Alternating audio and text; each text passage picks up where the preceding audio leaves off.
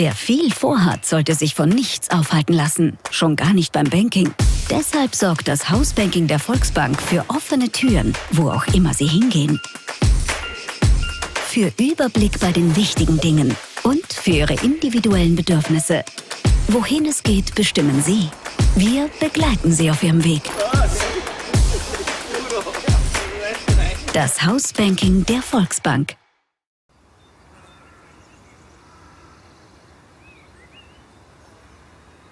Manchmal muss man einfach raus, um sich selbst zu treffen. Das Grün der Wälder einatmen. Die Stille der Teiche hören. Um endlich anzukommen. Dort, wo alte Geschichten ganz neue Perspektiven eröffnen.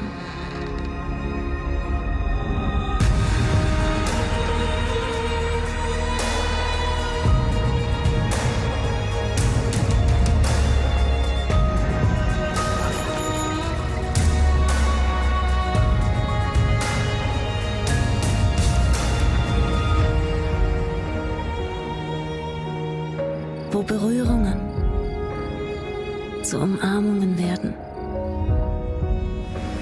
Von der Natur,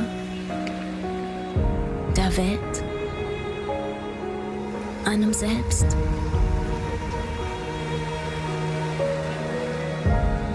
Wie weit ist eigentlich dieses weit? Was macht wahre Größe aus?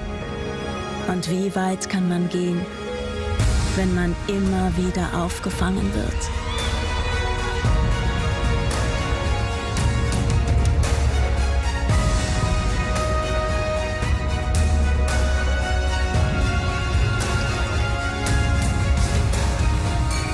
Sind es in Wahrheit nicht diese kleinen Momente, die uns das Leben in vollen Zügen auskosten lassen?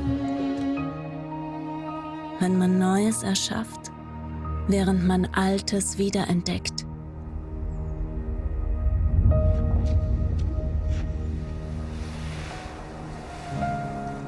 Wenn man nichts muss, aber alles kann.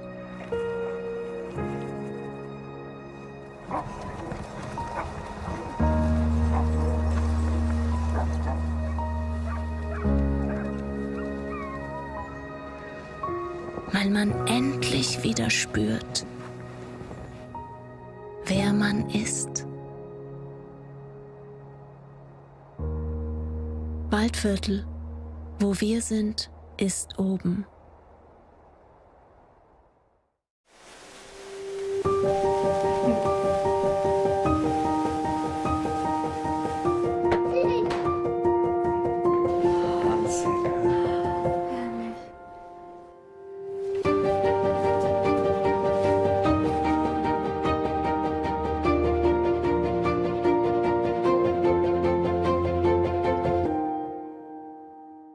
Einen wunderschönen Vormittag oder fast schon Mittag hier aus dem Waldviertel. Neben mir ist der Andreas Sachs, der Renndirektor des Backwaterman Swim Run. Wie kommen wir auf die Idee, wir stehen da in Jacke, es ist nicht sonderlich warm, wie kommen wir auf die Idee, dass man da überhaupt ins Wasser gehen möchte heute? Ja, das Schöne ist beim Swim Run, man läuft ja, erhitzt sich, weil Lauftemperaturen sind 12 Grad eigentlich optimal. Also jetzt hat es vielleicht 16 Grad, das passt optimal und man kann sich beim Schwimmen dann wieder abkühlen. Also man kann das auch im Hochsommer machen, durch diese ständigen Wechsel ist man der Temperatur weniger abhängig. Gehen wir mal die Strecke durch. Wir starten hier beim Schloss Ottenstein, wunderschönes Schloss über den Fjorden quasi. Wie geht's weiter? Ja, die laufen einmal so 1,5 Kilometer runter bis zum Campingplatz. Dann schwimmen wir so 500 Meter zur Burgruine Lichtenfels rüber, umrunden die auf einen schönen Trail, schwimmen dann wieder entlang von Felsen zum Bootsbetrieb. Dann geht es weiter mit einem Panoramaweg mit tollen Blicken auf den See, laufen wieder am Campingplatz und kommen wieder zurück. Und das sind die 8 Kilometer und die Sprintdistanz machen, die laufen dann noch weiter auf 5 Kilometer bis Deckerspitz, Halbmarathon.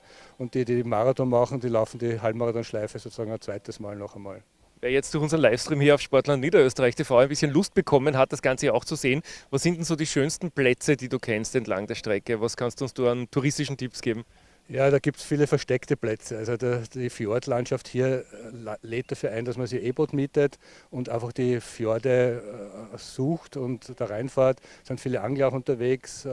Es gibt so viele versteckte Plätze. Ich würde eher nicht auf die Hotspots gehen, wie es ist ein wunderschönes Restaurant, nachher zum Relaxen und so weiter beim Bootsbetrieb. Aber ich würde mal eine versteckte Stelle irgendwo suchen und dort gemütlich mich in der Sonne liegen. Dann schauen wir es uns an. Viele Expertinnen haben wir auch dabei, die wir zuschalten werden. Es sind ja einige, in der Szene kennt man sie. Wen werden wir alle heute hören noch und sehen? Ja, zuerst ist der Stefan Sponer, der war früher General Manager von Seit. Der hat an die 80 Veranstaltungen gesponsert als Headman damals, hat viele Athleten unter Kontrakt gehabt. Das ist der Mann der ersten Stunde, der auch Oettinger gesponsert hat. Der wird schon viele Insights speziell Richtung Ausrüstung geben. Dann haben wir den Max Einersen, ein Schwede. Der ist einer der weltbesten Swimrunner, hat letztes Wochenende einen extrem harten Bewerb von Oettinger in Schweden gewonnen. Dann haben wir den Nicolas Ramirez, Top-Sportler auch, und hat so ein starkes Team, so an die 80, 100 Leute in Europa, die er coacht. Also der wird aus Coach-Sicht dann einiges sagen. Und die Barbara Teser, sie ist ja bekannt ja auch als Iron Babsi, die bringt ihre Sporterfahrung mit als Moderatorin und wird uns sicher sehr spannend durch die 4 Stunden führen. Kennen Sie auch ein bisschen aus, was heißt, wenn man 4 Stunden in Bewegung ist. Andreas, es geht dann bald los. Ich wünsche dir toi toi toi alles Gute, dass nichts passiert. Und Babsi, your turn. Hallo auch von meiner Seite, hello and a very warm welcome from our studio of the live stream of Backwaterman 2022. It's the 4th edition and in the back we can see really motivated competitors of today's Backwaterman. There are 4 distances offered today in this beautiful landscape of Waldviertel in the upper part of Austria.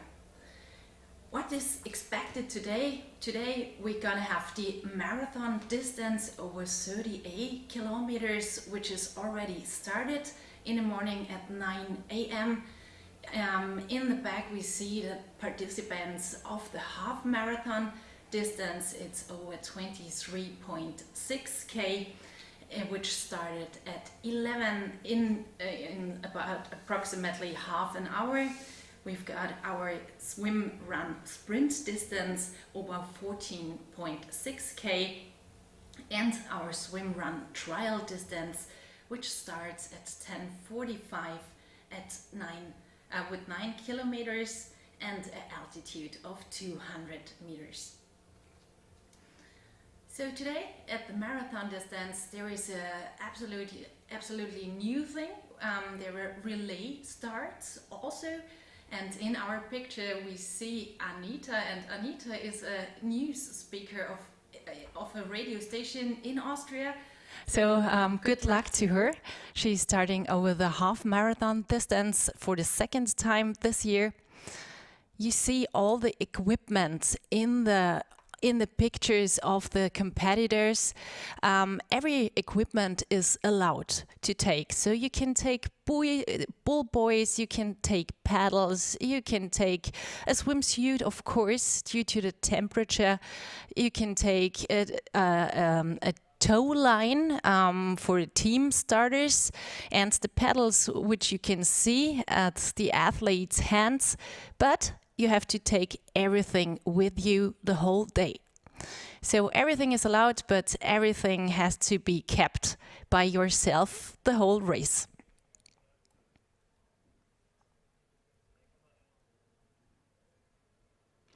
In the back you see the beautiful Castle Ottenstein, which is the start and the finish line for every distance of today. 4 distances, as I already mentioned: marathon, half marathon, sprint and trial race are going to happen today.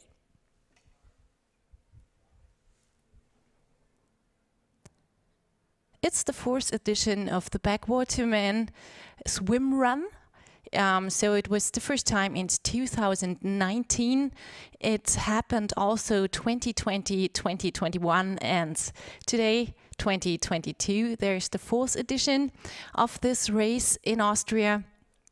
It's part of a championship, so you can qualify there for the My Swim Run Championship, which is going to be held the marathon distance in Immeln in Sweden, the half marathon distance in Portugal and the Algarve, and the sprint distance is going to happen in Greece. Oh, pardon me, it's going to happen, the half marathon, it's going to happen on the Côte d'Azur on the 23rd of October in France.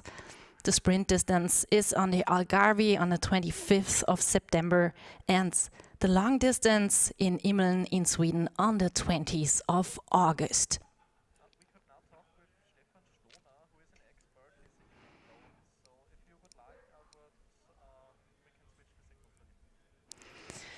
So we've got some experts today with us, and this makes us really, really happy. So Stefan Sponer, he competed here 2 times, is on the boat for us as an expert and live from the race course, and we're going to show him right now.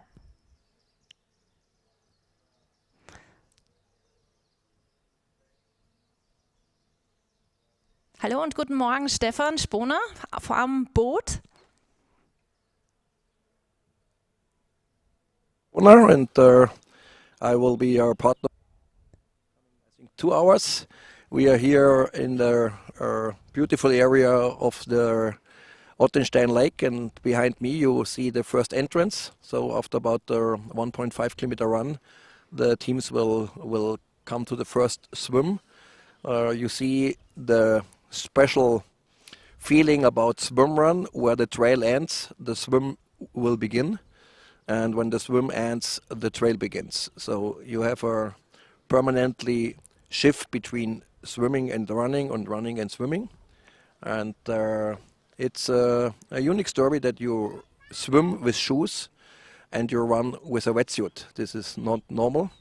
So we developed a couple of new product started in 2012, in summer 2012. I remember I get a call from my Swedish colleague, and he asked me if I don't mind that he will put a front zipper in a wetsuit. And I asked him, why do you want to do this? He said, yeah, we have a new sport, it's called SwimRun. And I said, what is this? And yeah, it's a combination between running and swimming, and it's now becoming popular in Sweden. And this was the start for developing SwimRun equipment, because in the beginning they just used a normal wetsuit and have some backpacks, waterproof backpacks, and they did this. And this SwimRun starts with a trunk and bed at the end. In Utö island in the archipelago of Stockholm, 4 guys sit together, and they said, oh, how long will we take time from here, Utö, to Sandhamn? You must be aware that Sandhamn is 74 kilometers away from Utö, and between Sandhamn and Utö there are 24 islands. So they start racing 2 by 2, always together. So they run together, they swim together, and this is the birthplace and the birth story about SwimRun. And today the World Championship, the Utö World Championships, is still in the same course, but now they start in Sandhamn and the finish line is in Utö. And we have very special requirements for the equipment. So while you run with shoes, you have a tracking effect. It's like a parachute on your legs. So you swim about 15-20 seconds slower with shoes than without shoes. So the athletes try to reduce the tracking, the resistance. And yeah, this is just that we say a little bit about equipment.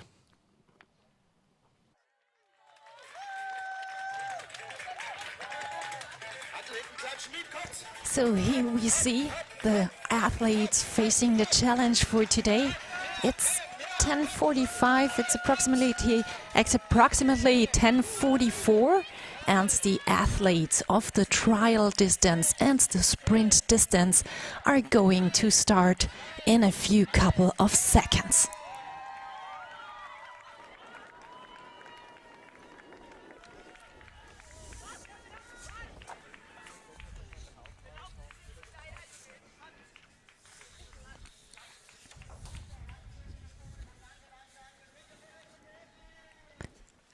So here we can see a lot of motivated athletes are heading to the water. So it's the first part of the section. They started at Castle Ottenstein from the 13th century, which is very unique and special. Like the whole area, as you can see it from our pictures of this beautiful, beautiful landscape here in Waldviertel in the upper part of Austria. Lake Ottenstein has approximately 20 degrees today, so it's perfect for swimming. And most of the athletes have chosen a shorty, a short suit, a short swim run suit today. And Stefan Sponer already mentioned all the special things you need to have for swim run, and a swim run suit has to offer, like a zip in the front and a zipper in the back, which we don't know from triathlon. Also, the shoes are very special. You need to run with them, and of course you need to swim with them. And so, as he told us, it takes 15 to 20 seconds per 100 meters more as you would swim without these shoes. He's still loving right now, but I guess in the end, when he's at the finish line, he will love again.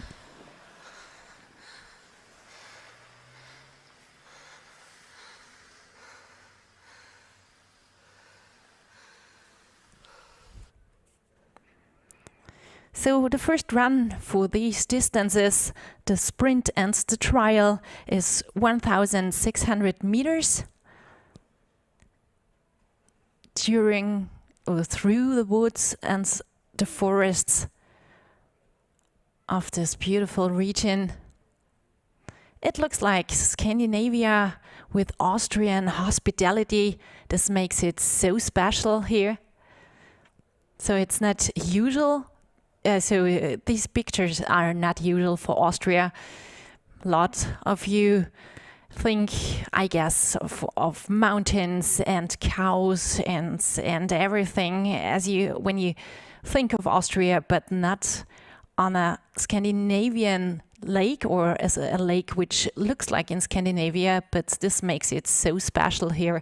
Also fjord-like nature, as you will see it, with rocks next to the water, and a lot of beautiful bays around Lake Ottenstein.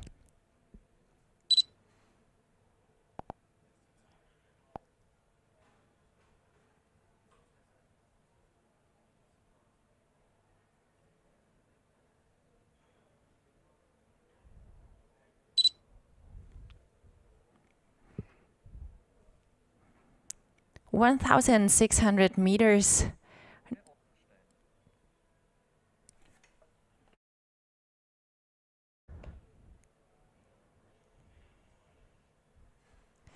So in the back you can see Ruine Ottenstein, and there are a lot of ruins around this lake, as you will see it today in these beautiful pictures we are offering for you.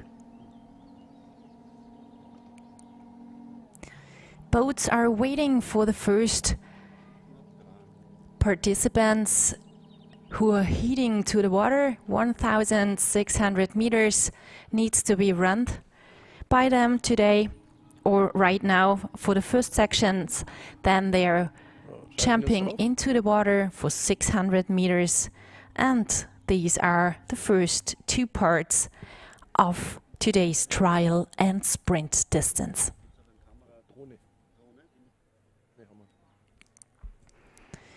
There is also a hotspot for spectators. It's the See Camping Ottenstein, which is around 1.5 kilometers of walking distance for all spectators who are there and wants to watch the race live.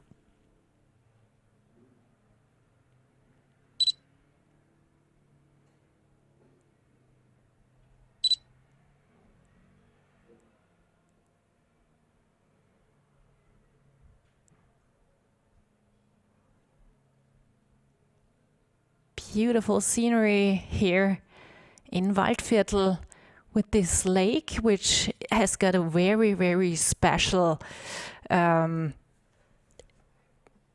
which is very special for Austria. Normally we are used to round lakes, but this is with these stones and the castles and the fjords. Looks like in Sweden or in Norway, and this makes it very special here, this region. Here we can see the castle Ottenstein, which is the start and the finish line for every distance and every athlete for today's swim run at the Backwaterman 2022.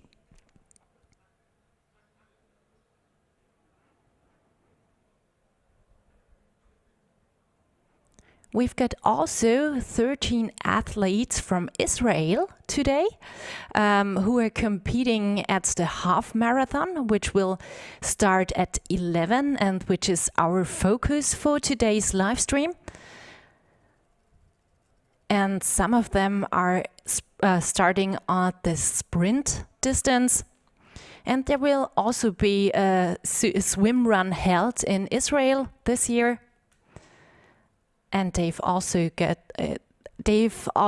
to Rheinsberg in Germany, which is one of the stations of this Swim Run My Championships competitions.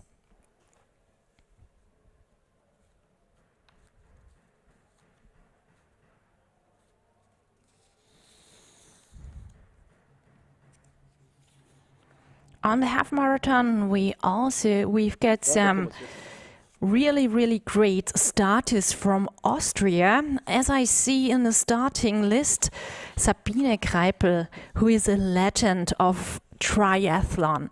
She was one of the first female swim runners in Austria, and in 1993 she was Austrian champion on long distance triathlon. So she is really, you can call her really a legend.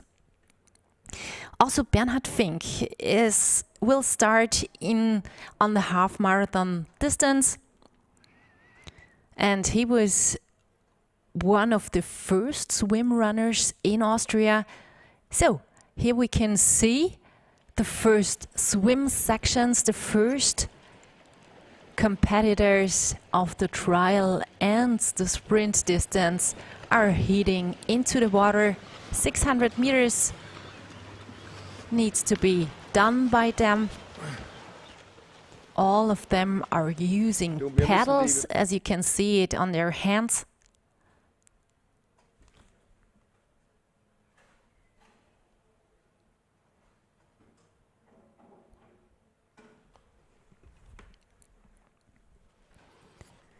And today at the super sprint and on the trial,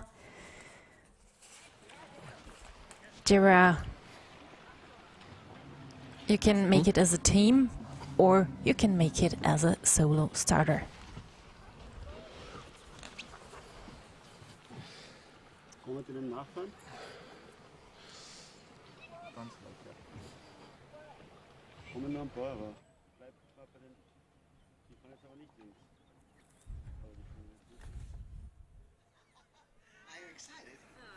Some minutes to go for the half marathon starter.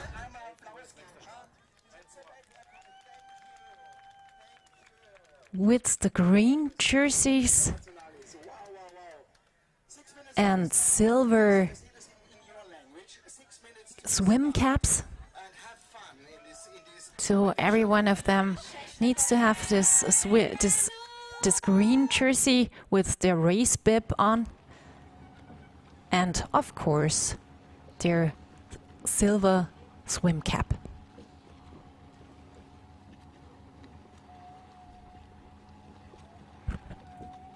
So you can see different styles of swimming here. Not only crawl, so it's freestyle. You can choose your style as you want and as you're able to do. So, but most of the competitors, of course, choose to crawl the course. Not only crawl, so it's freestyle. You can choose your style as you want. boys are also allowed, as I mentioned before, but they have to taken by the competitors the whole race. So you need to store them when you have to run on your leg. So a lot of them are putting them around their leg with a kind of tow line that they doesn't get bothered by this gear.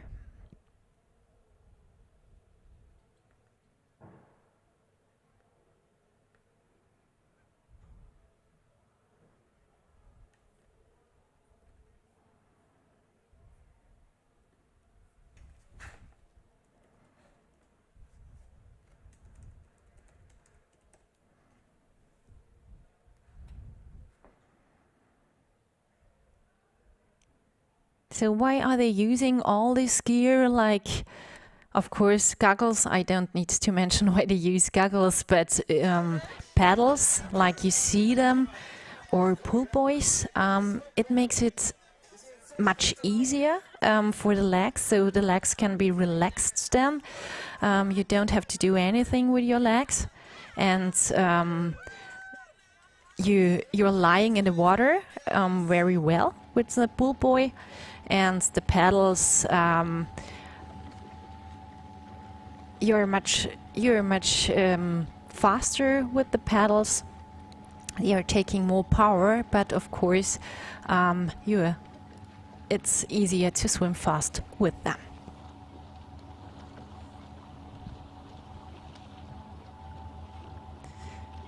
So blue jersey means trial or sprint distance, and orange swim cap.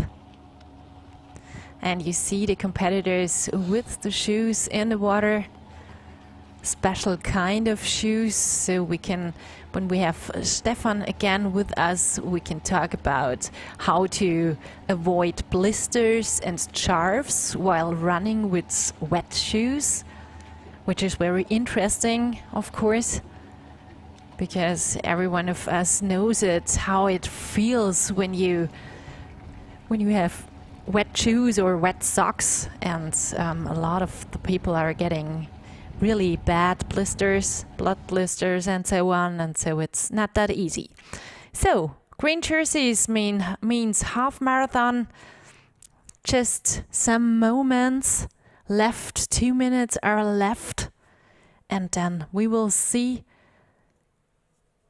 the athletes starting for the half marathon distance at the Swim Run in Ottenstein 2022.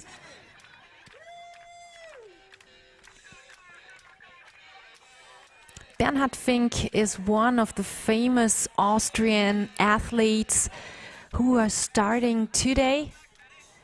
He was in the team with Gerhard Schiemer. He is also one of the best Austrian swim runners, and he is also in the Austrian Federation of Trail Running. He already started today in the marathon distance at 9 in the morning.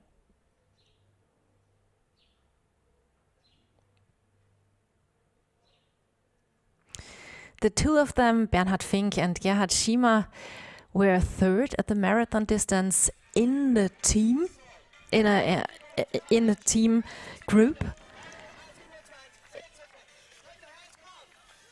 on the first edition of Swim Run in Ottenstein.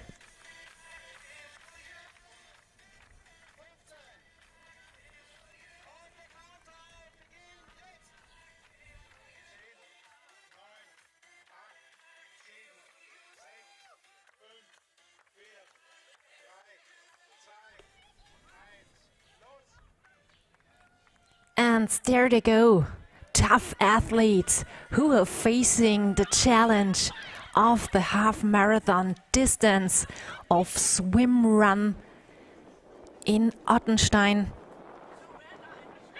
Altogether, they've got 11 times of running and 10 times of swimming, so 11 parts of running and 10 parts of swimming. and they're starting as a team and solo.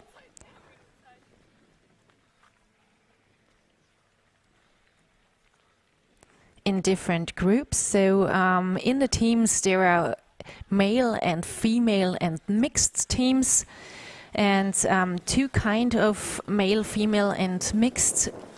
They are together with an age of under 90 years, and the second group is over 90 years if you put their age together. The single starters are male and female, 16 to 39 years and 39 years to 99 years. So it's not a question of an age. Everyone can start here and have some fun.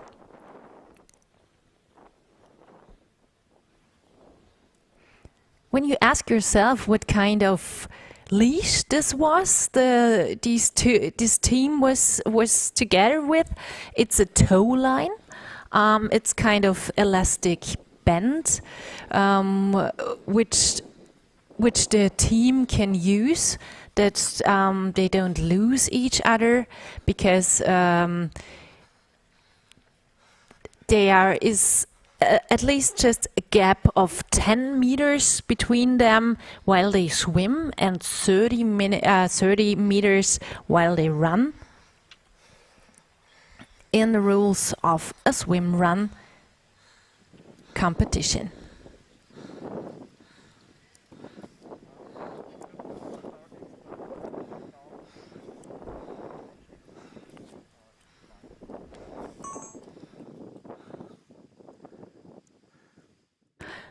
And now we have Stefan Sponner with us again, and he's talking about swim exits, which are very competitive here at SwimRun competitions. Again, on the same position here in the Lake Ottenstein.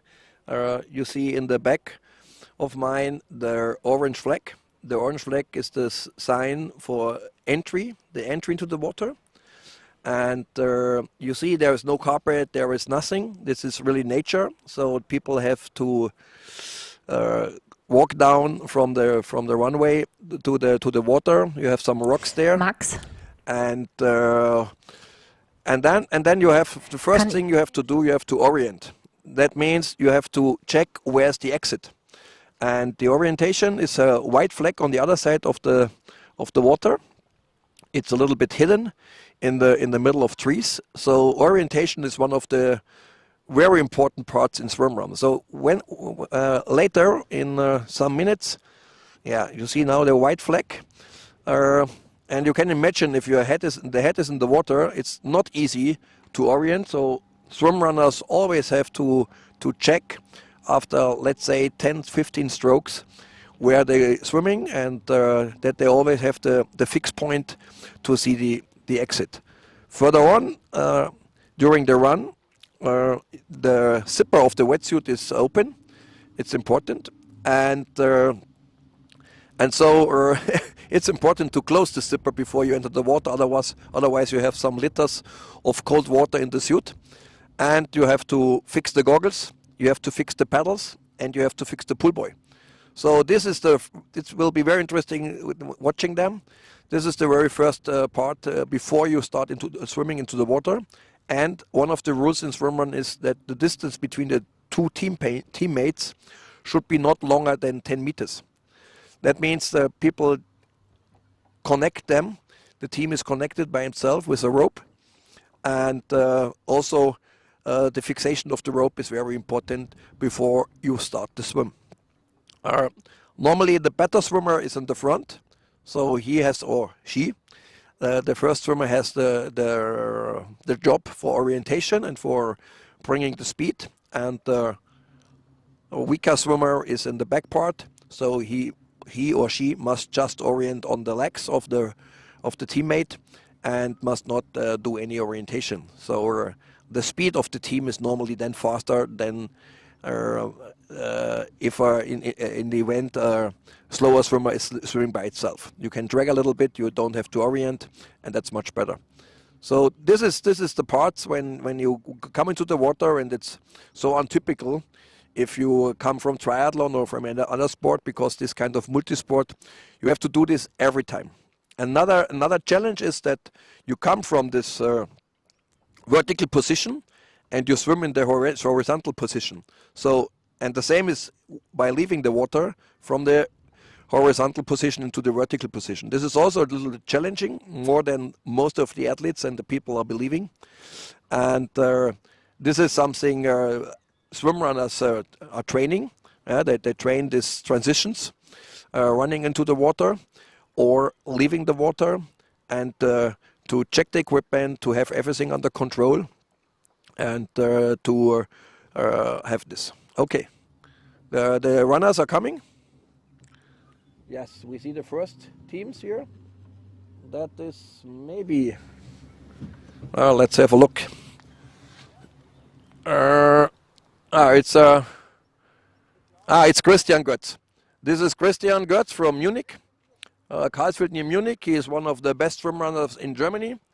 He is starting on the solo tour today. He is an extremely fast runner and also excellent swimmer. We have him. Yeah, we have him in the camera. You see long strokes. He has paddles. He has pull buoys. You see the orange sole of the shoes. He is running, I think, a classic trail running shoe from Innovate. So not and you see he's orienting. He swim about 10 strokes, and then we will head up his head again. Coming out of the bay here, the water is very flat, and then he is coming in the windy part. So this has also a big effect on your orientation, because the current is not so bad. So this will also push you in this way now to the left side.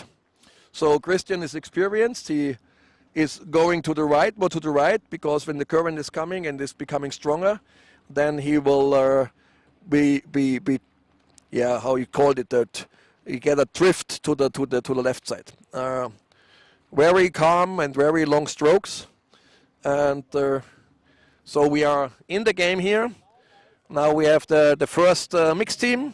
It's also Martina Bolvari from Germany. She was my teammate last year during the marathon, and she is this year in a team with her boyfriend. It's his first swim run. He was in the training camp in the course I gave him, and he's an excellent trail runner. So Martina is very experienced. She's a long distance swimmer.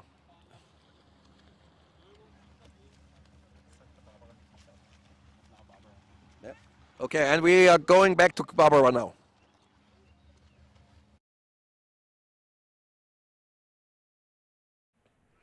Beautiful, beautiful pictures are offered today at Lake Ottenstein.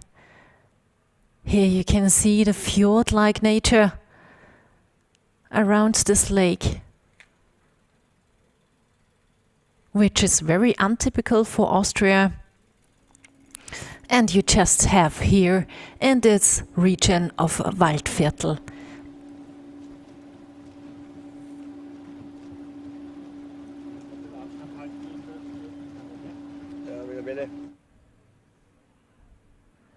So the first competitors of half marathon distance, as Stefan said, are in the first section of the water.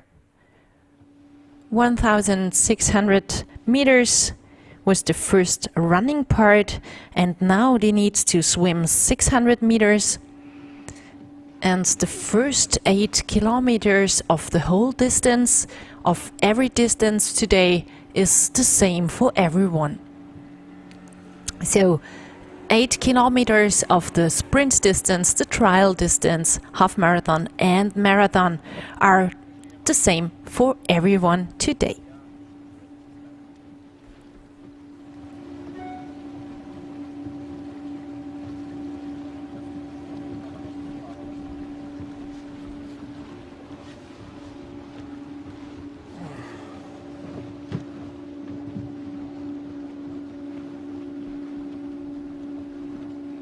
So there is not totally flat water. There are some waves today and it's a little bit rough. that it makes it more difficult for the athletes, as you could have total flat water, which the most of them are hoping for. But the temperature is quite warm, with 20 degrees water temperature in Lake Ottenstein. Last week there was another World Series race in Sweden, in Utö, and the water temperature of this race was approximately 8 degrees.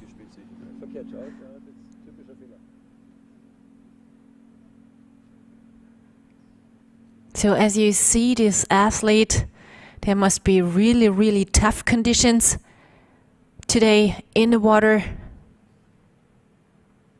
It seems as he would swim on one place and doesn't make a lot of meters.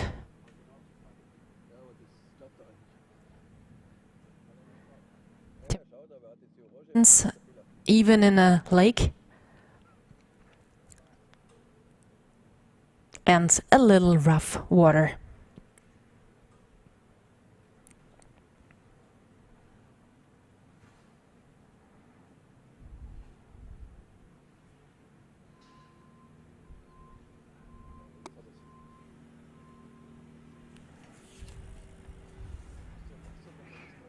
This athlete must be here we can see a team.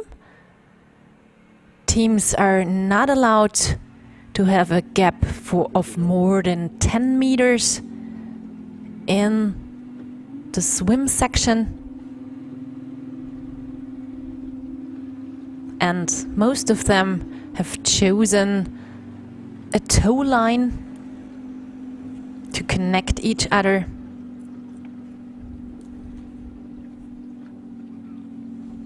To help each other and not to lose each other.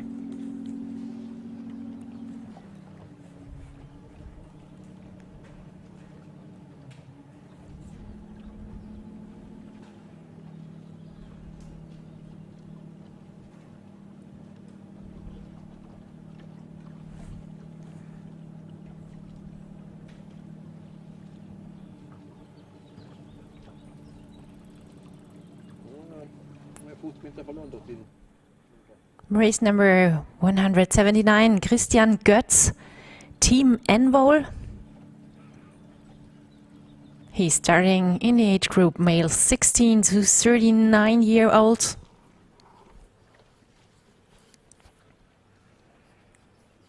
And later on we've got an expert, the coach of Team Envol, with Nicolas Remière from France. And he's with us from 12:30 on.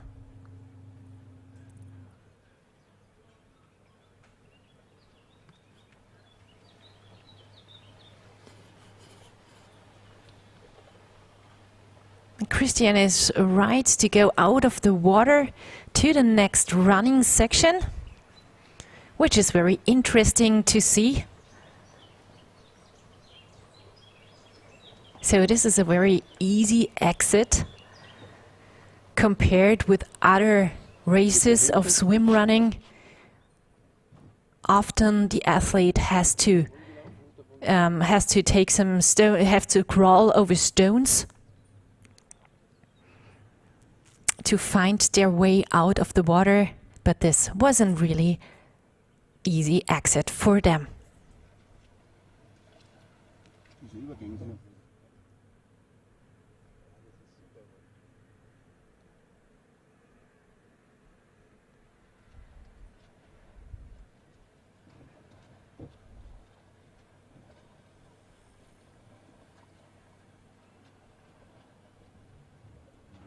So it's very important to see where you have to swim, that you take some moments before you enter the water because taking the wrong way takes a lot of time and a lot of energy. So it's very important that you orientate yourself very often and see the buoys where you have to go and go there as straight as possible.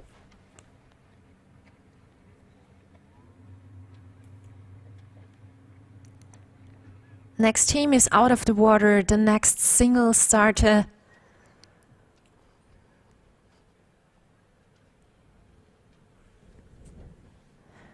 And right now, the run section of 420 meters is waiting for them.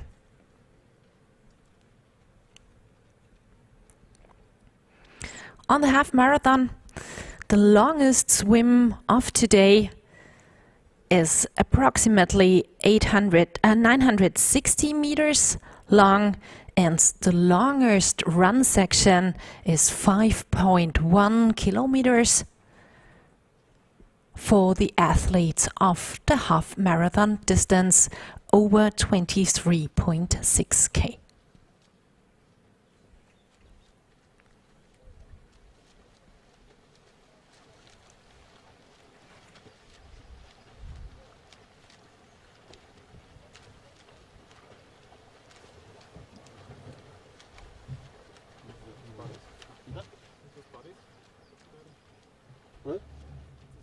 Das ist ein Team, ja, das ist.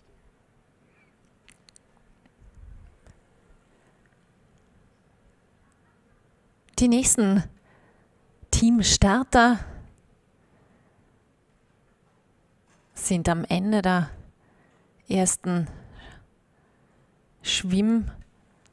des ersten Schwimmparts.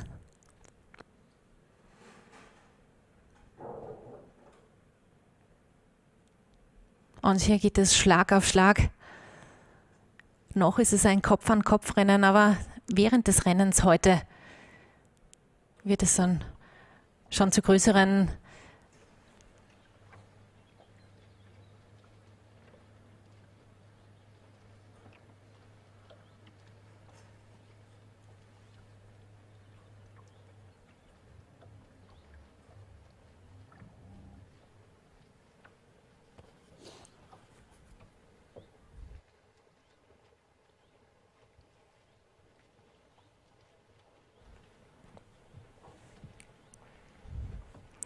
Hier wird auch noch der Wasserschatten genutzt, natürlich von den Teams untereinander, aber auch, also die Teammitglieder untereinander, aber von den Teams an sich, also den unterschiedlichen Teams, wird auch hier noch einmal der Wasserschatten genutzt, um hier Kräfte zu sparen.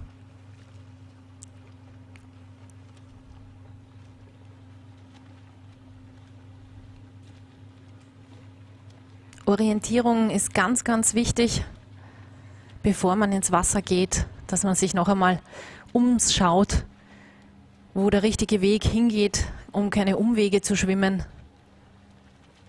den direktesten Weg zur Boje zu finden und sich auch während des Schwimmens immer zu orientieren, um keine Umwege zu machen und Kräfte unnötig zu vergeuden.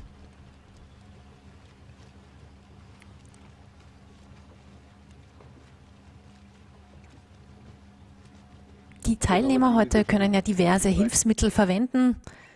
Hier sehen wir Bullboys, also diese kleinen wie Bojen aussehenden Schwimmkörper zwischen den Beinen der Athleten.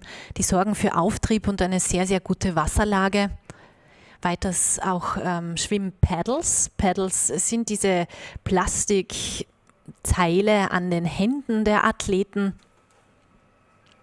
Sie sorgen natürlich für eine sehr, sehr gute Kraftübertragung im Wasser und geben ordentlich Vortrieb.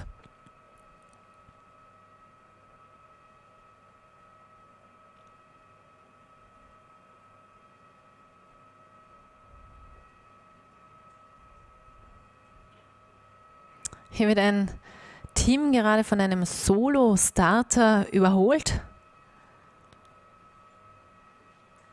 Wir haben heute Teams und Solo-Starter im Rennen des Halbmarathon-Bewerbs. Eigentlich auf allen Distanzen. Zusätzlich gibt es bei der Marathonstrecke heute noch erstmals eine Staffelwertung mit 3 Staffelmitgliedern, die dann im Lauf der Strecke bei den Staffelübergabepunkten wechseln können oder müssen. Es gibt auch verschiedene Wertungsklassen zwischen Teams und Solo-Startern. Bei den Staffeln gibt es männlich und weiblich und mixed und bei den Solo-Startern männlich, weiblich 16 bis 39 Jahre und 39 bis 99 Jahre. Das heißt, dieser Sportart sind alterstechnisch keine Grenzen gesetzt. Bei den Teams sieht es aus wie folgt. Damen, Herren und Mixed-Teams. Und auch hier gibt es 2 Wertungsklassen. Bei den Altersklassen Teams bis 90 Jahre, zusammengezählt natürlich vom Alter her, und Teams über 90 Jahre.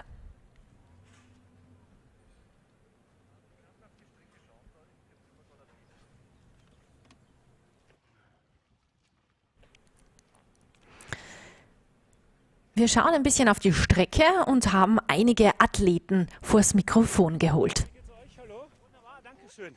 Ja? Ja? Hat den Kollegen mal da ganz kurz davor lassen? Schau mal. Wow, ja, nicht so schnell. So, nochmal.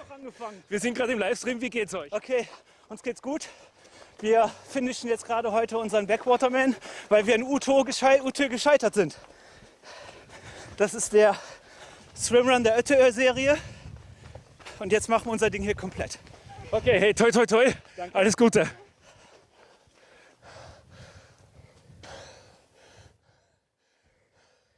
Scheiße.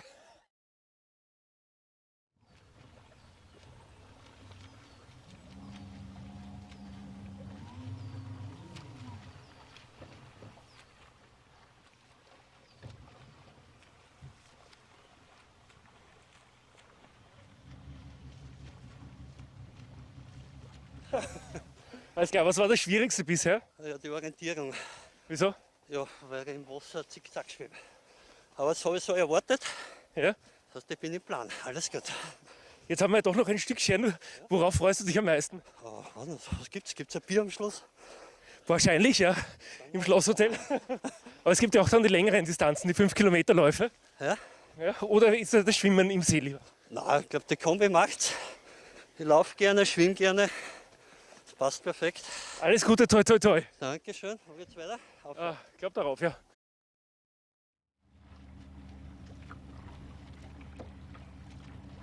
Gemacht. Da kommt noch wer, hallo? Hallo. Geht's gerade noch? Yeah, Ja. Sorry, my German is not so good. No, it's okay. Let's start in English. You are from the Israeli team, right? No, I am living in the Zillertal, but my German is not very good. Okay. Can we just let him be in front? So, how was the run so far? Oh, I'm not a runner, but the swimming is good. Yeah. Why do you enjoy? How do you enjoy the lake here, the fjords? It looks like in Norway, right? Beautiful, yeah, just like Norway. And I know I've been and swam in the lakes, so really good. Okay, enjoy the race. Bye. Danke, ciao, have fun.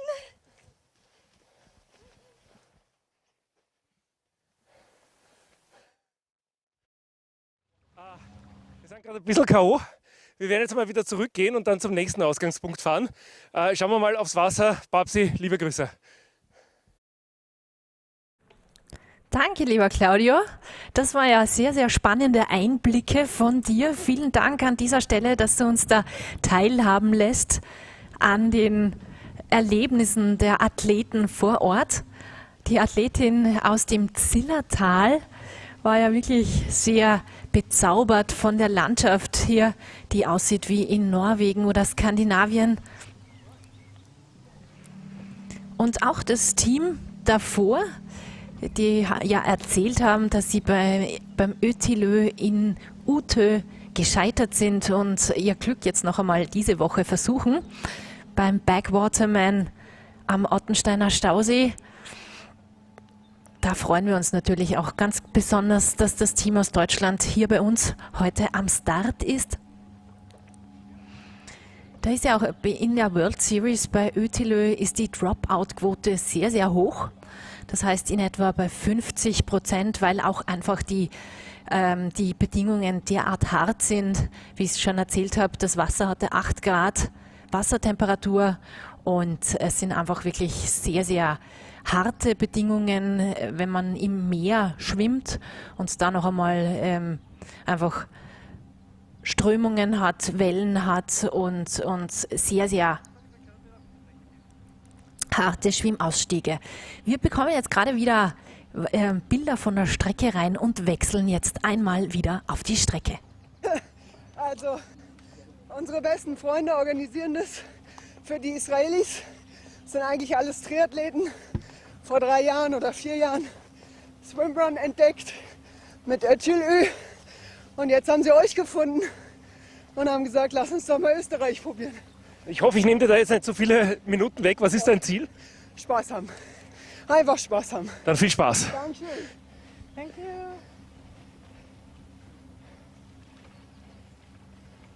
Ja, man sieht es auch hier ein bisschen an meinen Schwämmchen. Wir machen auch dann den Live-Beitrag oder den Beitrag für den ORF. Wird in ORF Sport Plus am kommenden Mittwoch zu sehen sein. So, wir erholen uns wieder mal ein bisschen und gehen ein Stückchen wieder zurück, was wir eigentlich zuvor gehen wollten. Aber die bezaubernden Damen haben uns ein bisschen aufgehalten. Bis gleich. Dem Claudio gönnen wir jetzt wieder ein kleines Päuschen, der schnauft ja schon ordentlich, und schauen wieder auf die Schwimmstrecke der Teilnehmer.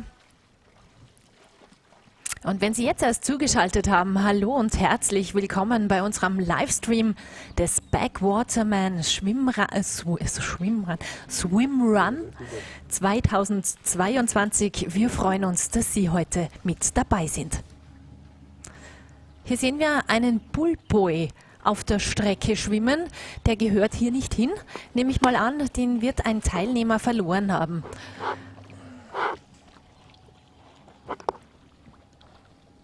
Bullboy ist dieses kleine Utensil, das Sie vielleicht schon gesehen haben, zwischen den Beinen der Athleten. Wie eine kleine Boje sieht das aus. Den zwicken die Athleten zwischen den Beinen ein und das sorgt für Auftrieb und eine sehr, sehr gute Wasserlage. Bei SwimRun sind jegliche Hilfsmittel erlaubt. Sie müssen allerdings über die gesamte Strecke mitgenommen werden. Wie das hier jetzt gehandhabt wird, kann ich Ihnen leider nicht sagen, aber da das natürlich sicher nicht absichtlich verloren worden ist, dieses Teil oder der Bullboy, wird hier sicher Nachsicht walten gelassen.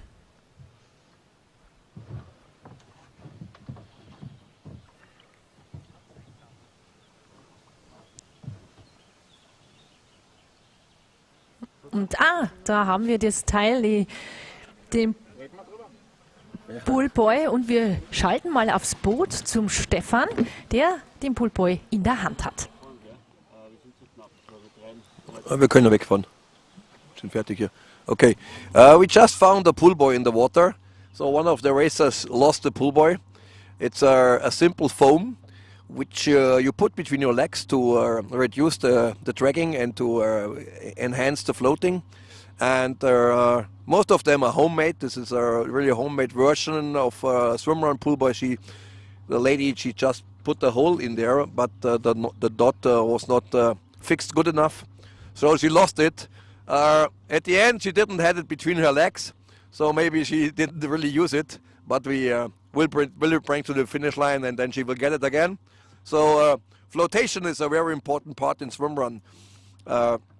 As we said, it's not only because to enhance the speed, it's also to reduce the power you need for swimming, and it's a kind of safety point. As longer the swims are, as longer the race is, as weaker you become as a racer, and you lose energy. The flotation in the suit and the flotation with the pullboy helps a lot. And even in races in South Europe or in the southern part of the world in the summertime, if a neoprene is not required because of the temperature, many race directors ask to use a simple lycra suit, but with a flotation.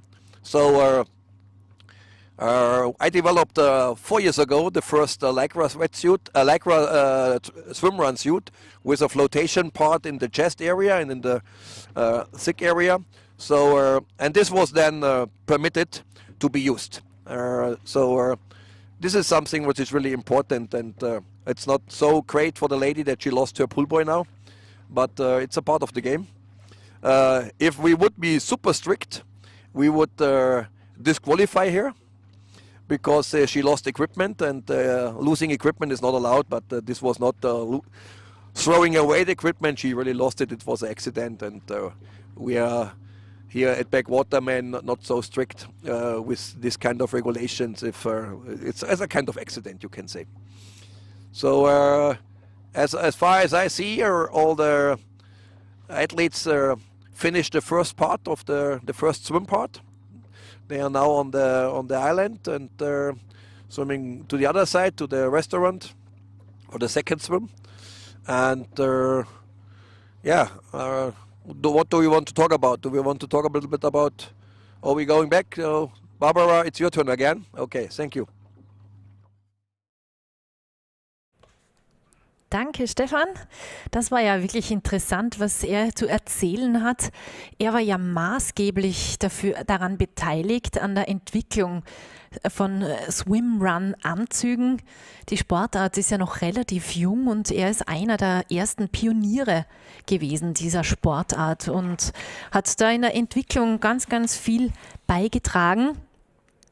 Und ja, seit 2014 ist er daran beteiligt, hat das vorher ja schon ausgeführt, was eigentlich der große Unterschied von einem SwimRun-Anzug zu einem normalen Neoprenanzug, wie wir ihn aus dem Triathlon kennen oder manche vielleicht vom Tauchen kennen. Aber so die Hauptunterschiede sind natürlich ein Zip vorne und hinten, dass man den Anzug auch öffnen kann. Es gibt ihn in langer und kurzer Version. Man muss ja auch damit laufen können und da kommt es dann immer darauf an, wie kalt das Wasser ist, beziehungsweise wie die Außentemperaturen fürs Laufen dann sind. Also das Worst Case ist natürlich kaltes Wasser und sehr warme Außentemperaturen, weil dann ist man als Athlet schon gefordert mit der Auswahl seines Anzugs. Bei den Anzügen gibt es Ärmlinge dazu, wie wir sie vielleicht vom Fahrradfahren kennen, die auch aus Neopren gemacht sind, um die abstreifen zu können beim Laufen, nicht beim Fahrradfahren, das machen wir ja beim SwimRun nicht. Und es gibt auch lange Anzüge für besonders kaltes Wasser, wie letzte Woche beim Rennen in Utö. Darüber wird uns Max Andersson, unser nächster Experte, gleich mal was erzählen. Er hat dieses Rennen nämlich mit seinem Teamkollegen gewonnen und es ist ein Teil dieser World Series. Das heißt, er ist einer der besten Athleten weltweit und wir haben ihn hier heute als Experten bei uns im Livestream mit dabei.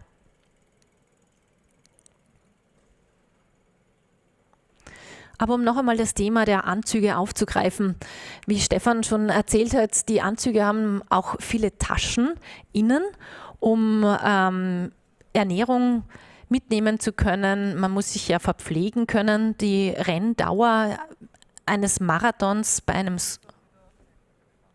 eines Swimruns ist ja bis zu 8 Stunden lang und da kommt es natürlich dann auch auf die Verpflegung drauf an.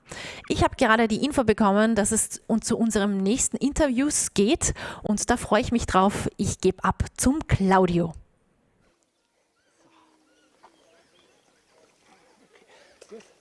Barbara, alles gut hier bei uns. Wir haben jetzt gerade ein Pärchen hier. Wer seid ihr? Dana. Und der Harald. Wie seid ihr dazu gekommen? Wir haben eigentlich durch Zufall eine neue Herausforderung gesucht und sind im Internet auf diesen SwimRun gestoßen und sind blutjunge, alte Anfänger, wenn man das so sagen darf. Und da läuft alles perfekt für uns, auch wenn wir weit hinten sind. Ich meine jetzt ganz ehrlich, wie ist euer Leben, wenn ihr sagt, ihr habt eine neue Herausforderung gesucht und dann macht man sowas? Wir suchen immer etwas Herausforderndes. Ja, es ist nicht leicht, aber es macht Spaß. Ja. Wie geht's euch bisher? Ich meine, die Position ist egal, aber wie geht's euch körperlich? Wir haben absichtlich langsam begonnen, weil wir das nicht einschätzen können für uns. Wir lassen uns da nicht mithetzen und wollen eigentlich einen schönen Nachmittag verbringen hier im schönen Waldviertel. Das ist eigentlich unser Hauptziel. Das Wetter schaut auch toll aus und wir werden schauen, dass wir das bis zum Zielschluss irgendwie hinkriegen. Okay, das Material ist ja wichtig. Wie geht es in den Schuhen? Es ist ja heute schon sehr oft gehört, habe ich gehört, Blasen ist immer ein großes Thema. Wie geht es dir? Für mich ist das erste Mal, wenn ich schwimme mit Schuhe. Das ist ein bisschen komisch, aber ich hoffe, ich schaffe es bis zum Schluss. Blasen sind egal, die werden heilen.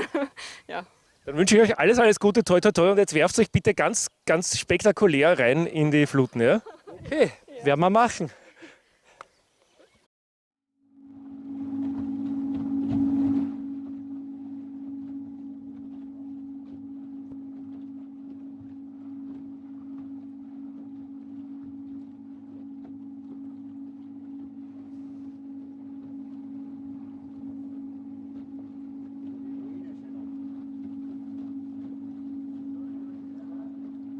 Sind jetzt noch Interviews?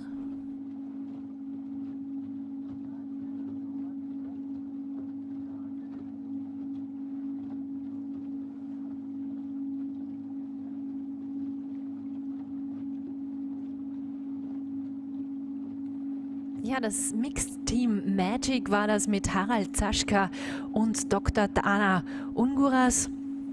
Die beiden haben es nicht ganz so eilig, haben eine schöne Beschäftigung für den Samstagnachmittag gesucht und was Schönes gefunden beim Halbmarathon des Backwaterman Swim Runs. Hier haben wir einen Herrn, der hat es auch wohl nicht ganz so eilig, wählt beim Schwimmen Brustschwimmen. Die meisten Athleten kraulen allerdings. Aber es ist alles erlaubt. Freistil heißt das Zauberwort. Das heißt, jeglicher Schwimmstil ist erlaubt.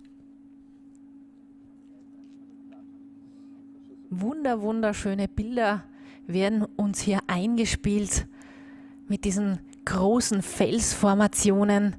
Es ist so ganz typisch für den Ottensteiner Stausee, aber eigentlich sehr untypisch für Österreich. Also eine ganz eigene Region ist die Region Ottenstein rund um den Stausee mit den diversen kleinen Seen rundherum. Eine traumhafte Gegend, die es sich lohnt, einmal anzuschauen, auch wenn man das nicht ganz so sportlich angehen möchte, sondern ein bisschen gemütlicher. Man kann hier wunderbar mit einem E-Boot fahren, man kann einfach nur den Tag verbringen bei einem Spaziergang oder einer Wanderung oder Stand-up paddeln, was derzeit ja auch sehr angesagt ist. Es ist alles möglich hier in Ottenstein und es zahlt sich aus, diese Region einmal zu besuchen.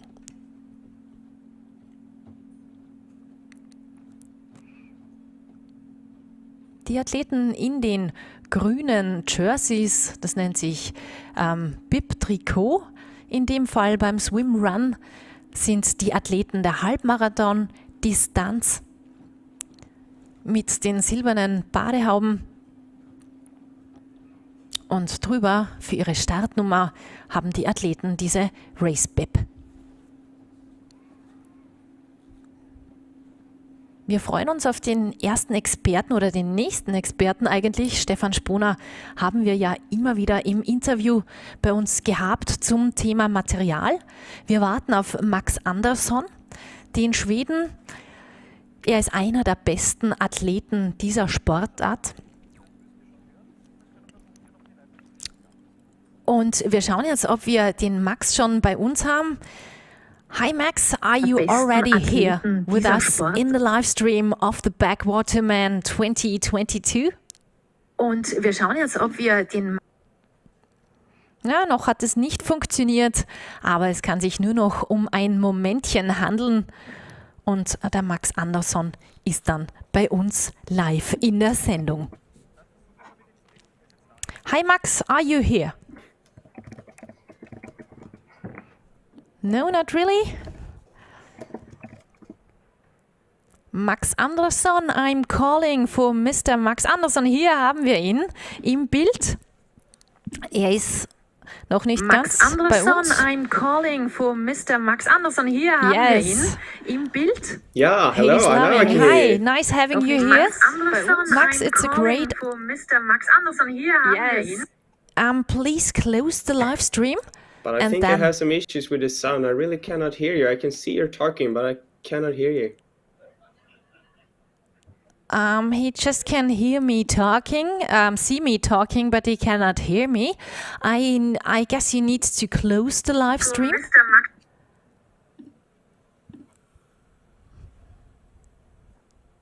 Do you hear me now, Max? No, not really. Do you hear me now, Max? Max Andersson, I'm calling for Mr. Max Andersson. No? We will try again later. So, nur noch ein paar Momente und dann werden wir den Max Andersson bei uns begrüßen dürfen. In der Zwischenzeit widmen wir uns wieder dem Renngeschehen des Halbmarathons. Diese beiden Herren nutzen jetzt mal nicht den Wasserschatten voneinander, sondern ziehen es vor, nebeneinander zu schwimmen. Aber jetzt unser nächster Versuch. Max, are you here? Can you hear me? Yeah, he's loving. Yeah, now it's working properly. Now I can hear the sound. But I cannot hear you.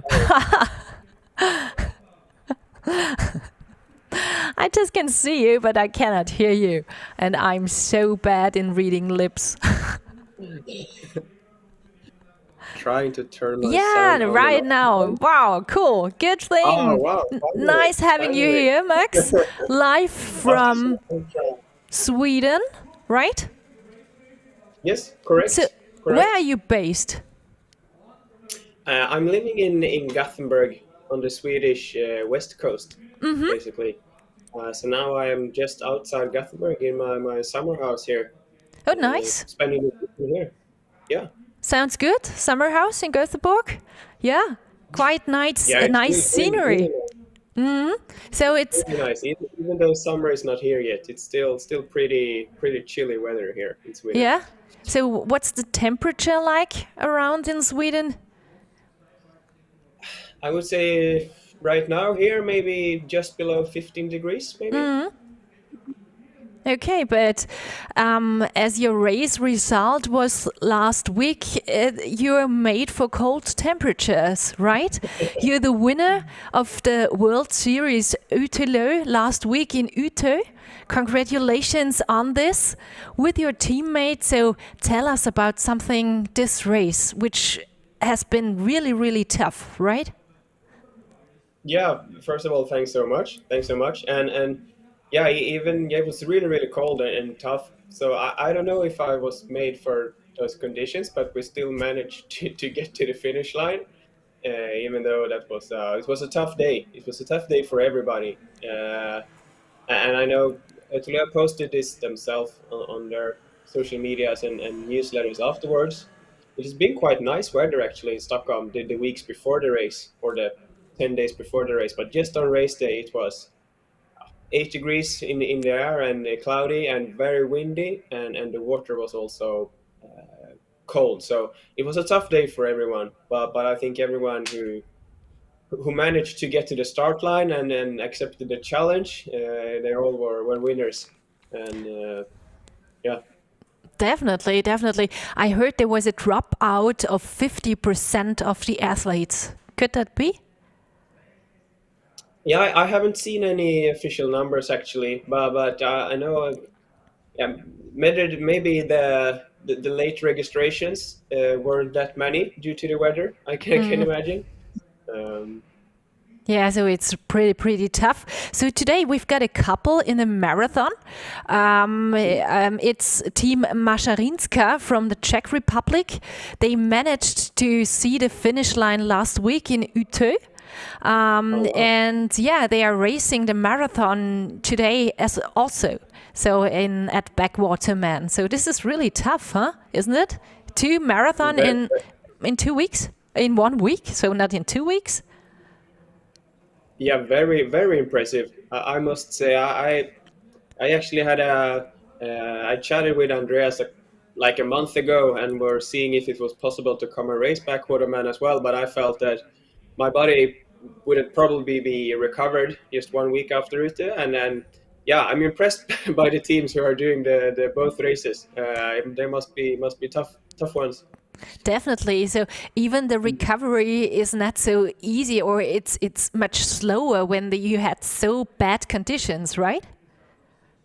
Yeah, I agree. Probably the cold and um, yeah, and the weather and the conditions in general took more energy out of you than normal. I had to dig really deep just to get to the finish line last weekend, and yeah, you can really feel that the body was working hard, and a lot of energy was spent just trying to heat up basically, and try to be warm during the race. So I think it was yeah, everyone had to really fight hard, and the recovery after such performance, it's probably longer than normal, I would say. Definitely. So the nutrition is very important then, or it's more important than when as it's warm. So when it's cold, you need to eat more and get hydrated, of course, but you need a lot of more calories, right? How do you do that with nutrition? Yeah, of course, that's very important to try to refill as much as possible during the race. Absolutely. I normally go with using gels during my races, and I prefer to take one gel approximately each 30 minutes. I try to have that as some kind of standard. And sometimes I take a little bit more or a little bit more often, but sometimes a little bit more less frequently. But I try to do it every 30 minutes. And of course, when it's cold, it's probably even more important because the whole body is fully activated, and every muscle and everything in your body is working very hard. So a lot of energy is just going to keep the heat up. For sure. Yeah, definitely. So you just take gels yourself, and the rest you take from aid stations, right? Yeah, basically that. And honestly, on Ute now, when the water is not that salty. You drink the water? No. Archipelago, yeah, I actually do drink while I'm swimming. I just take a couple of sips every now and then just to. But it's salt water, right? Yeah. No, not in the Stockholm archipelago. It's not salt in it, but obviously when it's salt, I do not drink. No. Yeah. It's just when the water is okay. When the in very fresh lakes or in oceans where there's not that salty. I think and it's not much. It's just to get a little bit of liquid basically in your mouth, and so then I was having my gels and I was having a little bit of from the okay. So I guess there is also a problem with seasickness for some athletes. Do you ever had such problems, especially when it's so cold and the cold water is going into your ears? Yeah, absolutely. I can see that as an issue. I when it's cold water, I normally race with some earplugs. Because as you said, otherwise I get a little bit dizzy after the swims. The cold water it's something with keeping your balance when you're lying swimming and then you turn up to running. It's something with your balance not working for me as well, or at least when in the cold water. So I do using earplugs on most of my races because I just want to avoid feeling that seasickness. And I don't think I know some people do not like to have earplugs because it's one extra thing you need to put have out, with you. right? Or yeah, exactly. But I just have it in all the race, and it's just very small ones, just to keep the water out, so I can still hear the noises around me, and yeah, I'm used to it. So I prefer that. So that's my tips to avoid seasickness. It's working perfectly for me. Yeah, I guess that's that's a good thing. So you also run with the what's the ear drops in, right? Earplugs or something. Earplugs. Yeah, I'm sorry. Yeah. English words. Yeah. Okay. Yeah, I run with it as well. I just keep it in for the whole race. Okay, so you get used to it, I guess. Yeah. So if you see the landscape here in Ottenstein, does it remind you a little bit on Scandinavia or in Sweden? Yeah. I've been watching the live stream now for a while. I've been following your broadcast, and the scenery is beautiful. I mean, it looks like it's amazing lakes, and the trails looks so cool. The running trails looks really good. I would definitely say in Gothenburg, sometimes I train in the ocean, but we also have some really good lakes in Gothenburg and also really good forest trails. And I can see that it's very similar to here, I would say. Fresh lakes and really nice and technical forest trails with this all green forest around. So the scenery and the nature here looks really good. Did you expect such nature in Austria as a guy from Sweden? To be honest. But I have seen pictures and movies from the race before, from Backwaterman. I've been following it. So I know the race from before, and it's on my bucket list to do sometime. I know I've been chatting with Andreas, and so I really want to come and do the race. And I've seen some other Swedish teams been there before, previous years. So I've been seeing some pictures and movies. So I quite knew what to expect, hopefully. But obviously it's always something different when you are doing the race yourself and you're on site and experience the nature there. It's always more beautiful in real life than on pictures, I would say. Definitely. So this seems to be a very tough swim exit as we see it in the pictures here right now, with a climb. And but I guess you're used to such difficult exits, right?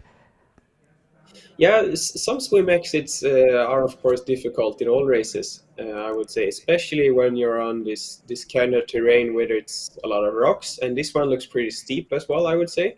It's not that you cannot just run straight out of the water, you can climb a little bit as well. Yeah. But I think the transitions and the exit part is one of the key things to actually practice when you're doing swim run. It's one thing that you can, if you're good at the transitions, you can gain a lot of time compared to other teams. But if you're not that good in the transitions, you can also lose a lot of time, and it's always hard to lose time in that phase of the race, because it's then you need to catch in the run or you need to catch in the swim. But if you're fast in the transitions, you can gain some time. So it's important to train that as well. Yeah, exactly. I would say that.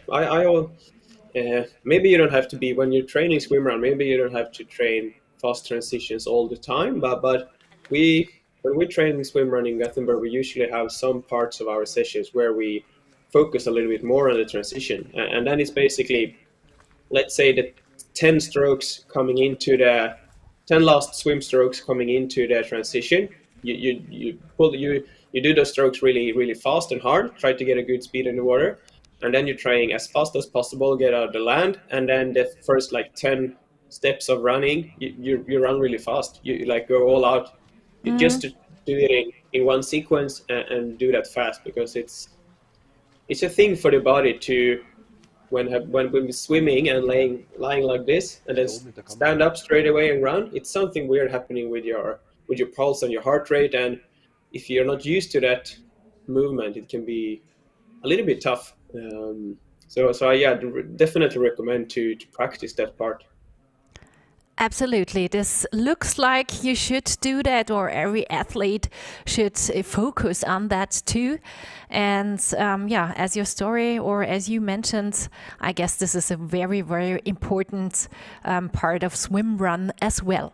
So I heard from our team that Stefan Spona is on the mic right now, and I will switch to him. Thank you for now, Max. Okay, we are here on the third leg of swimming. This is about 600 meter swim. All teams all distances here will swim here. So all 4 distances. And you see in the back a really rocky exit. This is really tough. So you swim 600 meters and you come to this flag, and then you see about 1 meter high rocks. You have to check the ground in the water. You have really to see where you can step with your feet. It's a little bit slippery, not as slippery as Max is used to have in Sweden and Göteborg, but it's for Central European conditions. It's really slippery here. So you check where you can step with your feet. You have to fix your hands on the rocks, and it's a little bit of small climbing. And this is also, as I said before, you come from the vertical position, horizontal position in swimming, and then you have to go really vertical, climb a little bit, 1-2 meters, and the rocks becomes more and more wet and more slippery. So as more athletes pass this point of the race, it becomes a little bit more difficult. And then you're going up about 6, 8, 10 meters, and then you have a small trail up to a road, and it's a lot with a lot of roots and earth. So this is really a challenge, I would say. As if you are a little bit tired and little unfocused, then you have to take care. But the conditions are pretty well today. It's not raining, and athletes have a great weather. So thank you for being here, and Max and Barbara, it's your turn again. Danke, Stefan. Und ich schaue, ob ich den Max jetzt wieder zu mir ins Studio holen kann und mit ihm noch ein bisschen über sein Training und sein Wintertraining und einen typischen Trainingstag plaudern kann.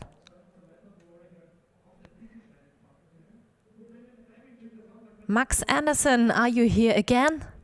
Yes, I'm here. Yeah, cool. Nice having you here again. So, Max, what is very interesting for us, or I'm also interested in, how is a typical training day for you? That's a very good question. I would say the training days vary a lot. Obviously, not all days are the same. Some days are much tougher than other ones, and some days are just very easy training, or actually no training at all if it's a rest day.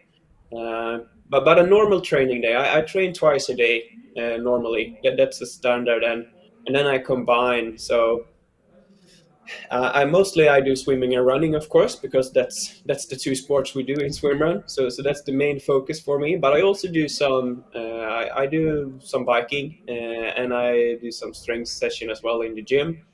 So I try to vary the training a lot. And during the winter time, I also like to do cross country skiing in Sweden when we have snow. So, but a typical training day is 2 sessions a day. 2 different sports basically, and then the intensity varies a lot from very low intensity to some high intensity with intervals. Yeah. All right, good. So approximately how many hours per week do you train in average? Normally I would say it's between 15 and 20 hours. That's standard weeks. Sometimes like last week when we raced at Ute, I trained a little bit less before. So that week ended up with less hours in total, and sometimes when I have a bigger block of training, I train more, and then it's up to 25 hours maybe per week.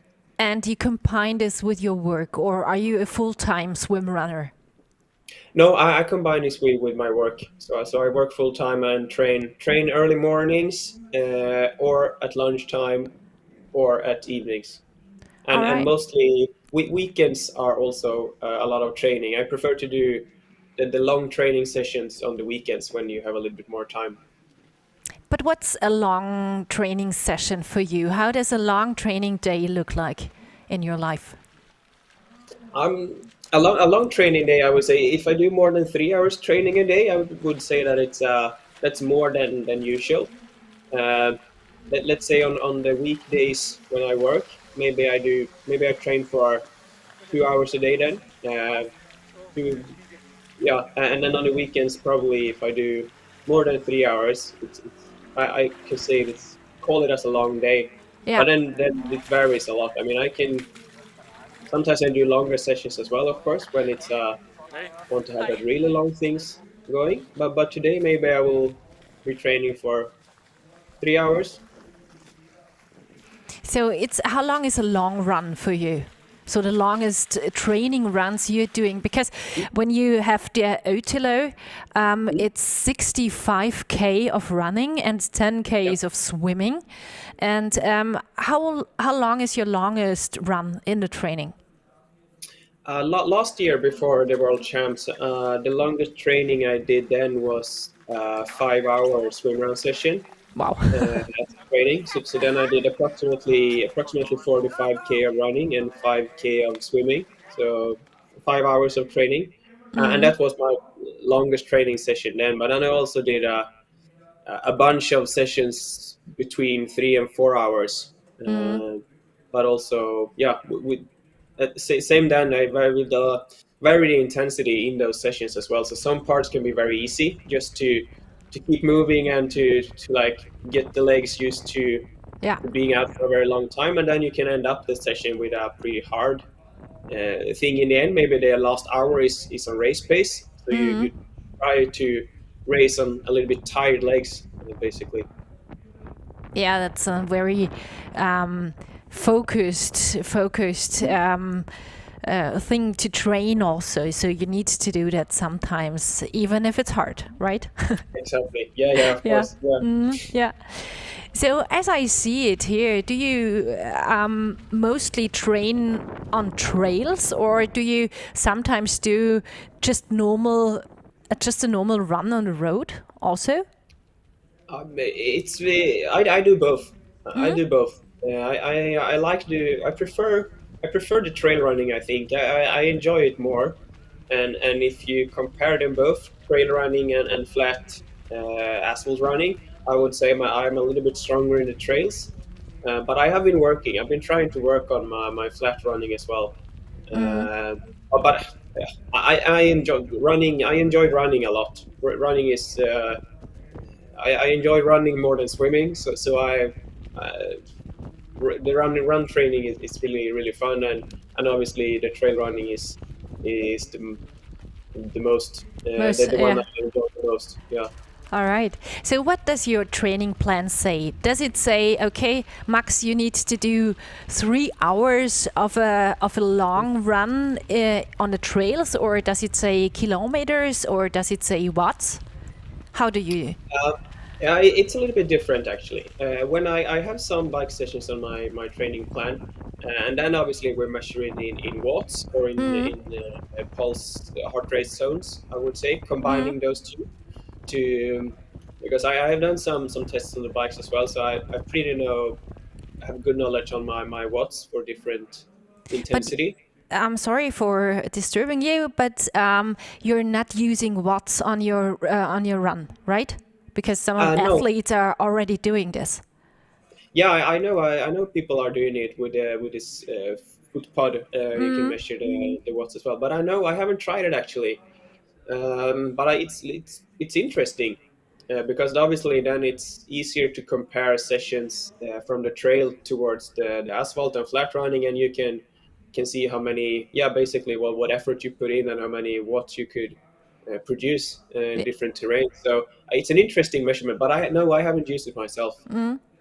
I'm not sure if you could swim with the watt thing on your foot. No, I have no idea actually. I have no idea. I guess it's. But in my training plan for the running, it's. I would say it's sometimes we measure just by time. Sometimes it's more important to have the time while running rather than the specific paces or specific intensity. But for example, for tomorrow, I'm doing one long run. It's supposed to be around 30k, and then I have some different intensities that I should run in during that long run. So start with some easy parts. Yeah, start with easy parts, and then I have some 10 minutes intervals with a little bit slower in between, and that session I will do on trails. So it will basically be the pace is not that important then. It's more important to find the right intensity, and then I measure only by heart rate and the feeling in the body in general. Cool. So that sounds very interesting and not very boring. So it makes the training. It makes a good mix of the training if you have such sessions. Yeah. All right. So you came to SwimRun in 2018, right? Yeah, approximately then. I cannot remember exactly, but I tried some. I think I tried SwimRun the first time 2017. Just did some small local races here in Sweden, in Gothenburg. more of training competitions, and I think I did one race, a proper race with my brother that summer as well. But obviously I wasn't that good. I didn't have any background in swimming, but it was fun. I enjoyed it a lot, and yeah, the sport was growing a lot then, and a lot of people. When you were out running, you could see people doing swim runs. So yeah, I was curious to try it then. Cool. So you said you didn't have any background in swimming, means you learned to crawl in that age, in 2017? Yes. Really? Yeah, I didn't do any. Obviously, we did some swimming in school, breaststrokes, and try to just. But I've never been training swimming at all in my life before. So when I started 2017, I couldn't. Obviously, I could. I know that the how you did it in like I could rotate my arms that way, but I couldn't swim. So it was more of cool. I was swinging my arms. Pretty cool. Yeah. So no one is allowed anymore to say, "Oh, I'm so bad at swimming because I learned it so late." So what was your what was your age when you learned to crawl? Yeah, in 2017, I was 25 then. So yeah, basically, yeah, 25. All right. Then I started. Cool. So everything is possible. Yeah, great. So you must be a quite good swimmer now if you win some World Series races. So I'm pretty sure. At least I'm a better swimmer today than I was in 2017, at least. Of course. It's a lot of people out there that are much better swimmer than me, but yeah, decent swimmer with paddles and full boy.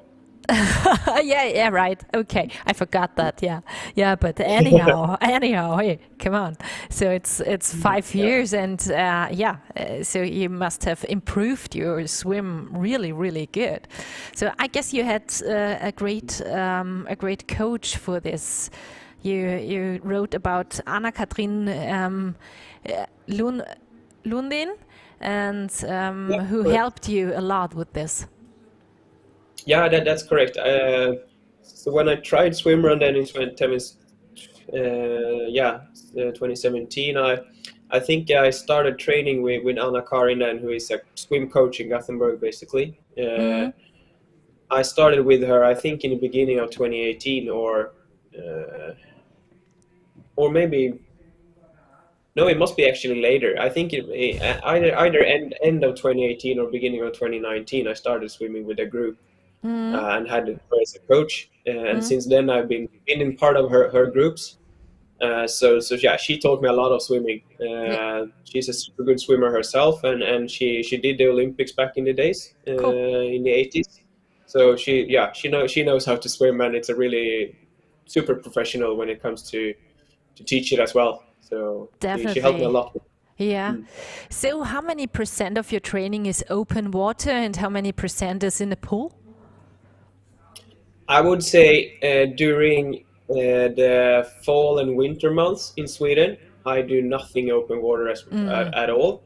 So from, let's say, from mid-September until maybe now in the end of May, I do only pool swimming. Yeah. Only pool swimming. But then during summer, I prefer to mix them. I like to keep one pool session at least in the week, even during summer, because I think it's good to get that interval training in swimming as well. It's harder to train intervals, I would say, in open water swimming. It's a little bit easier when you have the pool and you know how far you're swimming, and it's a little bit easier to have that structure session basically in a pool. But during the summer, I really enjoy open water swimming, and I mean that's what we are racing in, open water swimming. So you need to practice that as well. Right. It's a different thing to do open water compared to swim in a pool. That's right. So, how many times per week are you swimming? Between I would say 4 to 6 sessions a week. That's the standard. So and that's, I would say, that's all year round basically. Winter, summer, it's between 4 and 6 swim sessions a week. All right. And if you would swim 100 meters all out, how fast are you? Just to compare it, you're a long distance athlete, but just it's interesting, I guess. That's a good question.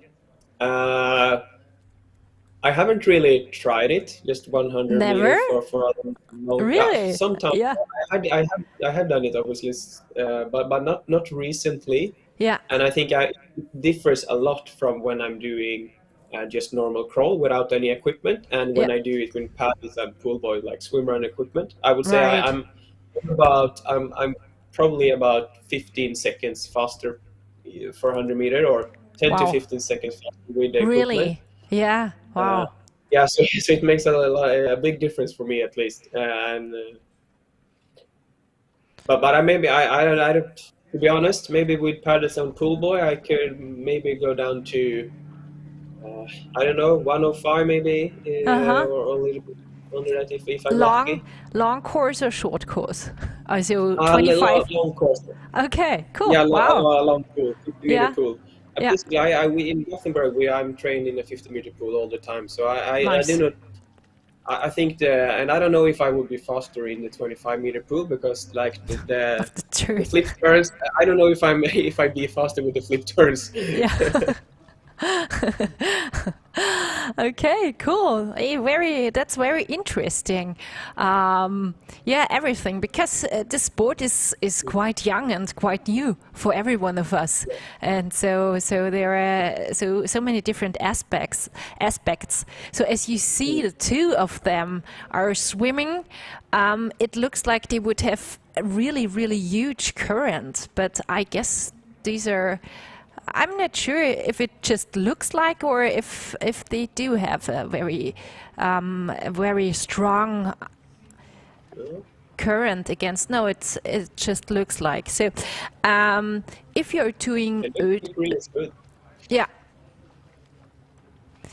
if you're doing Ötille, are you allowed to change your teammate while the series, or do you have to do every race with the same teammate?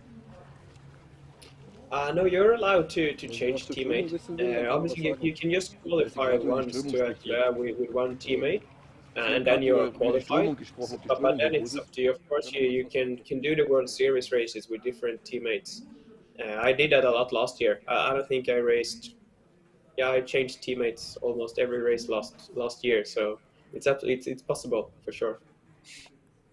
Okay. So I guess you have to understand each other very well during such a race, and have to handle each other also very good, and know each other, or is that not so important? But I think it's important, absolutely. The more you race together, the more you get to know the person you're racing with, and how that person is reacting in different situations, and how they prefer to race, and the strength and the weaknesses. And yeah, you will grow as a team if you race more together, I would say. Last year for me, I raced with different people, basically because I didn't have that set partner in the beginning of the season. So it was a little bit more of a season where I raced with different people. This year is completely different. Now I have me and Hugo Tormento, who I raced with in Ute. We have decided to do the whole World Series together this year. So we are racing all the races together, and then it's a completely different thing. We will know each other inside out, hopefully, when we're coming to the World Champs later this fall. Yeah, that's important, I guess. So even if one of the teammates has got a good day and the other one hasn't got a good day, so you have to handle this situation and work for each other, I guess. So, but as you see the two of them right now swimming, how do you handle currents? So if you have to swim against strong currents, is there any secret or any tip you can give us to our spectators? I don't know if it's anything special, but if I would, I think I would prefer them to be in front and in back of each other, instead of swimming right next to each other. Because if you're swimming again, now you see if they're swimming against the current here and both are losing energy, right? It must be yeah, very exactly. strong. Look at this. Wow. Or Yeah, they need to navigate as well. Sure. yeah, it looks like that. But I would say I would prefer to, yeah, let's say one can be in the front for a while, and then the one behind in the back, because it's so much easier to be behind another person when you're swimming. So and then if the first person gets a little bit tired, then you can swap around. And so I think they are losing more energy now while swimming right next to each other compared to swimming in front of each other. Definitely, I guess that too. So if you swim behind each other, you can save up to 30% of energy. So the one which is in the back. So yeah. And you can change that's a general tip to everyone when doing swim run. If you swim in a group with other people, if you are swimming coming to a swim with some other team or with your teammate, always swim back of each other and try to be on someone's feet, because you will save a lot of energy. It can feel very easy and feel that you are not doing any effort while swimming behind someone, but you will save that energy to later. Yeah, definitely. And you need this energy during the day, I guess. Yeah. So how often would you recommend to have training sessions with the partner before a race? I would say probably as much as possible. If you can train with your partner, I guess the more the better, and the more you get to know each other, the better. For me and Hugo, it will be a little bit different this year, because he is living in Paris in France, and I'm obviously living in Gothenburg in Sweden. So we will see each other mostly on the races. We have a couple of weeks this summer when we have planned training camps together, where we will train more together. But we will have to get to know ourselves during the races more and more. But Okay, but you can handle situations, or if you even can do a training camp together, it helps, I guess, for I would say a lot. Yeah. But I think you learn the most out of from your partner while racing, because it's hard to simulate situations that can happen on a race in a training, because you don't really know how you'll react when your body is racing. It's a different effort on races. That's right. So I think you just have to be open-minded with your partner and communicate well and have a plan. I think it's important to have a plan before the race, to basically decide what do we do if we feel like this, and what do we do if this happens, and to be prepared. I think that's the key to have a good teamwork as well. If you be prepared for different situations during the race. Definitely, yes. So you can win and you can lose with your partner. So it's for a whole team. So if you're a very selfish person, it's the wrong sport, I guess. Absolutely. Or you just should do it solo. So in the solo races. But in the World Series, there are just teams, or are there also solo races? It is solo class now as well. They introduced solo class last year, I think, if I remember correctly now. So they have solo class on all World Series races as well, and I think it's fun. It's fun with the solo class. It's been adding another element to the races. Personally, I still prefer to race the team class. But I think it's a good add-on to the races to have a solo class for people who maybe not find a partner or prefer to race by themselves. But for me, the team class is still the ones that much more fun, the most. Right? Yeah. Okay. So you're okay. So you're a team player. Great. Yeah. So. Yeah, cool. Nice for having you here, Max. Thank you so much for all the information. Good luck to you for the next races. I guess it's the World Series in the Isle of Scilly, right? Yes, that's correct. So that's next weekend. So hopefully I'm recovered until then. Yeah, which distance is this? The same, it's 75. Is it always 75 in the World Series? No, the World Series races are often shorter. The World Champs, the bigger one in September in Stockholm Archipelago, it's 75. But last weekend now at Utah, I think the total distance was 35. And now in Chile, I think it's around 40K. So the World Series races are in general shorter than the World Champs. Yeah, which is good. I think it would be tough. It would be tough to do 75K more than once a year. That's a long race. How are the conditions there? Do you know anything about it right now? I have never been on Chile before, so it will be my first time racing there. So I'm really looking forward to it. And I think the water is at least warmer than in Stockholm. So I think it will be It's difficult to be 30. colder. That it be colder. I think it will be 13, 14 degrees in the water. Maybe something similar in the air, but maybe 15. Yeah. Okay. Yeah. So hopefully. It's longer swims there on Chile, but it looks amazing. The scenery, it looks so cool. Great. With white beaches and so I'm really looking forward to travel there. Great. Good luck to you and to Hugo, who are racing with you. And thank you for being with us and still enjoy our live stream. Yeah, thank you so much. Thanks for having me. I will continue watch the live stream during the day. Cool. Best regards to Göteborg. Thank you, Max. Bye. Thank you so much. Thank you so much. Bye bye.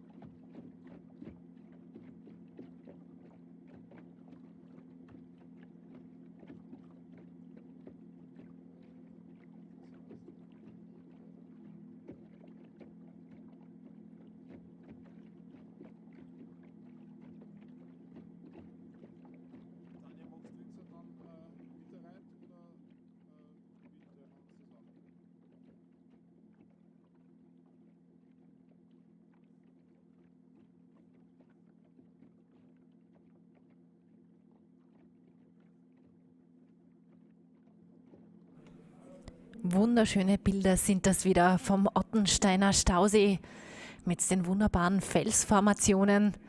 Auch eine kleine Insel aus Felsen sieht man hier im Hintergrund.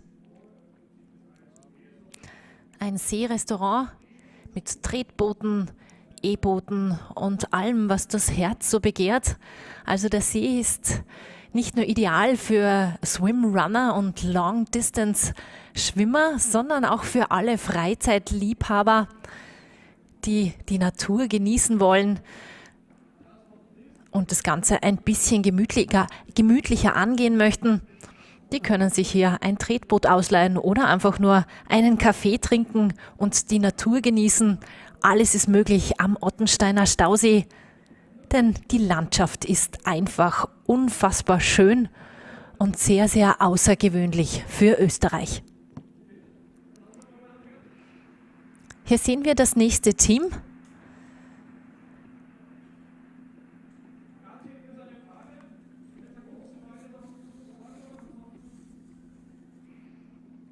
Die beiden.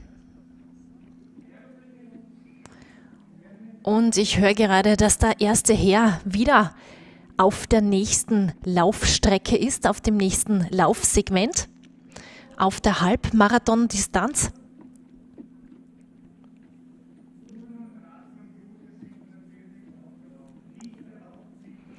Wir haben hier heute beim Backwaterman Swim Run. Vielen Dank, dass Sie heute dabei sind und uns zuhören und live mit dabei sind bei unserem Livestream. 4 verschiedene Distanzen für unsere Athleten am Programm. Die Marathondistanz über 40 oder 38 Kilometer. Die Halbmarathondistanz über 22,3 Kilometer mit 10 Sektionen, also 11 Laufstrecken und 10 Schwimmstrecken. Dann haben wir noch einen Sprintbewerb am Programm mit 13,6 Kilometern und für alle Einsteiger und Beginner dieser Sportart im Trial-Bewerb mit 9 Kilometern. Wir sind auch international besetzt. Ein ganzes Team aus Israel ist heute am Start, ist angereist extra mit 13 Athleten, die heute die Halbmarathondistanz bzw. die Sprintdistanz in Angriff nehmen.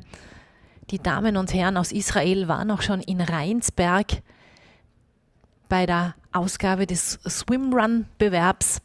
Auch Rheinsberg ist ein Teil von My SwimRun Championship, der Serie dieser Wettkämpfe.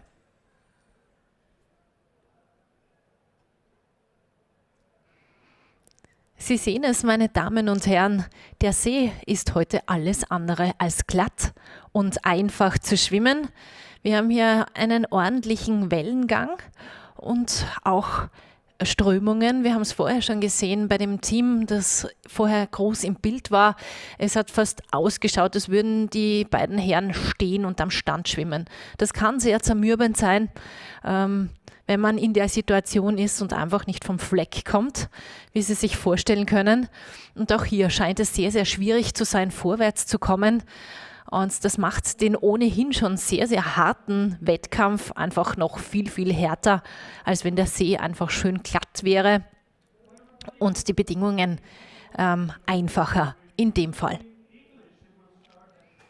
Es scheint wirklich ein harter Kampf zu sein, wenn man die beiden Athleten hier beobachtet.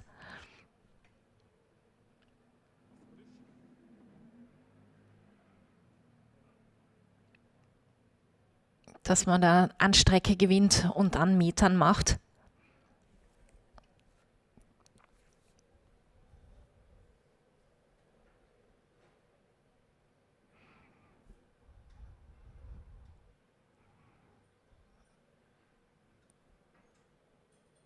Und wenn man sich vorstellt, dass die längste Schwimmstrecke dieser 10 Schwimmsegmente heute 960 Meter lange ist beim Halbmarathon, dann kann so eine Situation schon ganz, ganz schön zermürbend sein.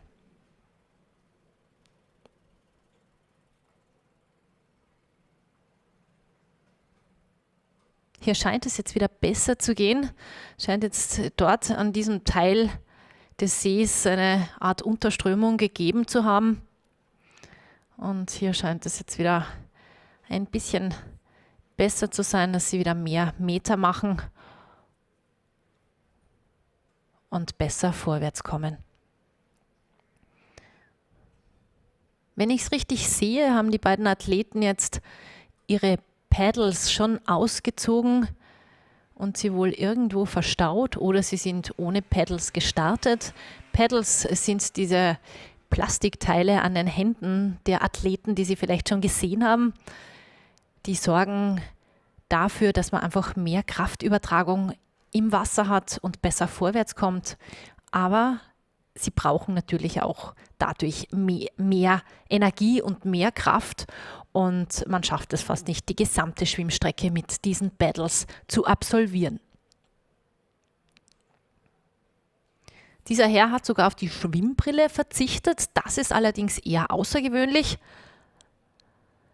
ohne Schwimmbrille zu schwimmen. Vielleicht hat er sie auch verloren.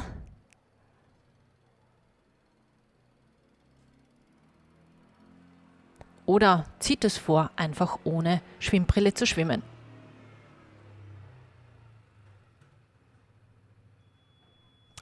Auch Orientierung ist sehr wichtig, dass man sich aneinander orientiert. Die Teammitglieder untereinander und natürlich, um nicht vom Weg abzukommen.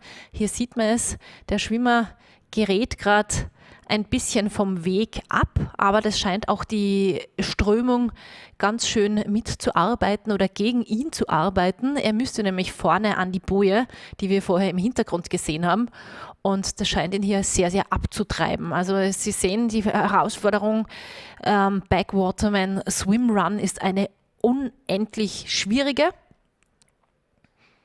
weil man einfach mit so vielen verschiedenen Herausforderungen zu kämpfen hat. Also nicht nur die Strecke an sich ist die Herausforderung, sondern dann auch die äußeren Bedingungen.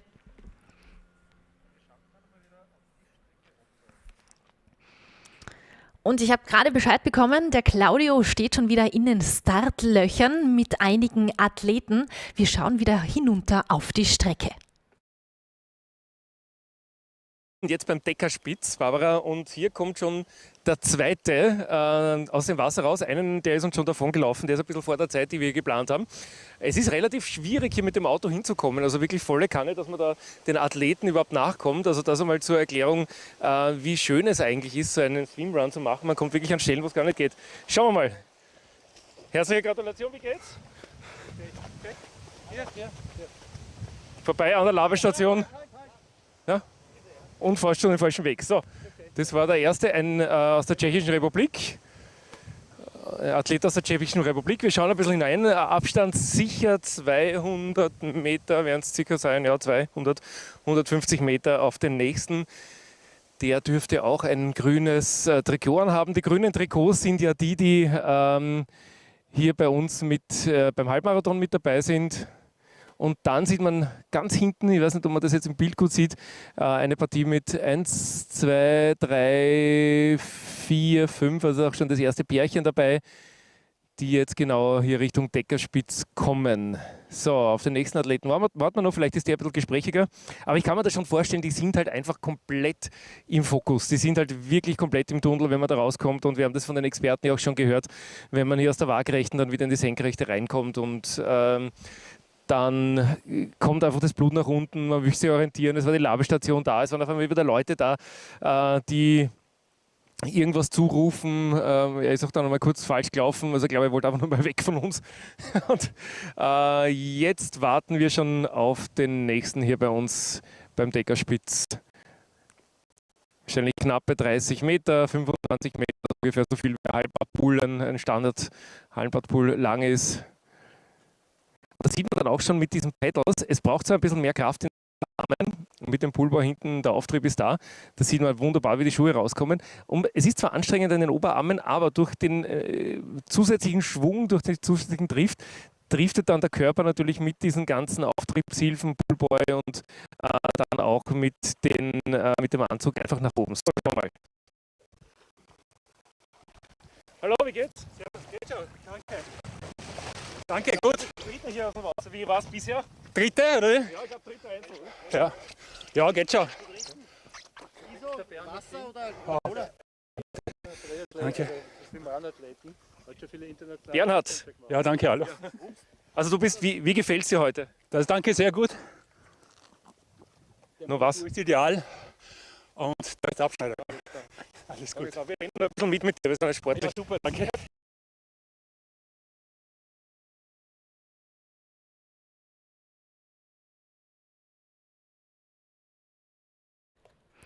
Ich glaube, der arme Claudio hat sich gerade ein bisschen übernommen. Lieber Claudio, geh es bitte nicht zu hart an, wir brauchen dich heute noch.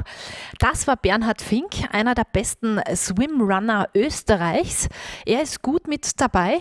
Davor hatten wir Michael Juner auf Platz 2 mit der Startnummer 154. Der Herr, der gar keine Zeit für uns hatte und nur schnell was bei der Labestation genommen hat. Und es sehr eilig hatte auf der Halbmarathon-Distanz als Einzelstarter. Ich höre es gerade, wir haben unseren nächsten Experten in der Leitung. Ich freue mich sehr, Nicolas Remier begrüßen zu dürfen. Er ist Coach und aktiver Athlet. Er kommt aus Frankreich und wir haben ihn jetzt hier in der Live-Schaltung. Hi and a very warm welcome from Austria. Nicola, nice having you here. Hey, hello. Thank you to invite me, and really pleased to be here with you today. It's great to have such an experienced athlete like you here and also a coach. I saw that a lot of athletes from Team Envol are starting today at Backwaterman. Yeah, we have some athletes who are there. We wish to have more, but we have also some race in south of France where we have 10 athletes today. We have some in Backwaterman, and then we have some preparing some race next week and all around Europe. We are about 200 people in Team Envol in 27 different countries. Then it's we would like people to race every race, but it's a bit hard to with the logistic with everything. But it's good to have some athletes in Backwaterman today. Definitely. Thank you for being here for them and for sending them to Backwaterman to Austria. Nicola, tell us something about your experience with SwimRun. Where are you based? What are you doing? And just tell us something about you. And why are you here today? Yeah, exactly. That's a good question. What am I doing? Well, I just come back from a SwimRun training with our group here in Stockholm, and we were 15 people training this morning for 2 hours. And we did a session where we focus more on technique, on transition and open water skills.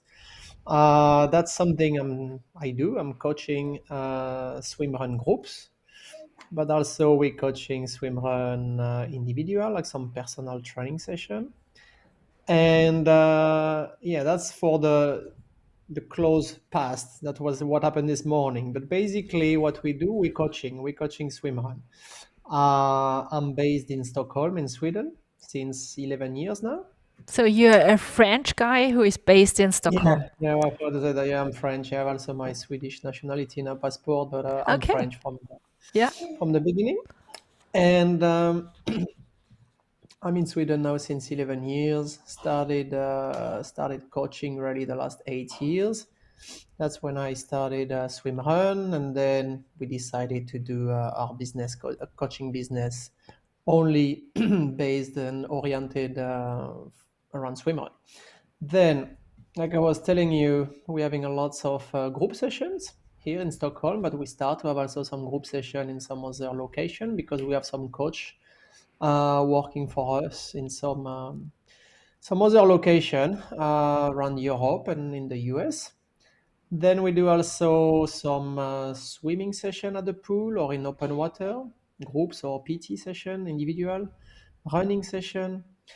We also having some, we call it some fun swim run, where we do some evening of swim run where we people can come and test the activity.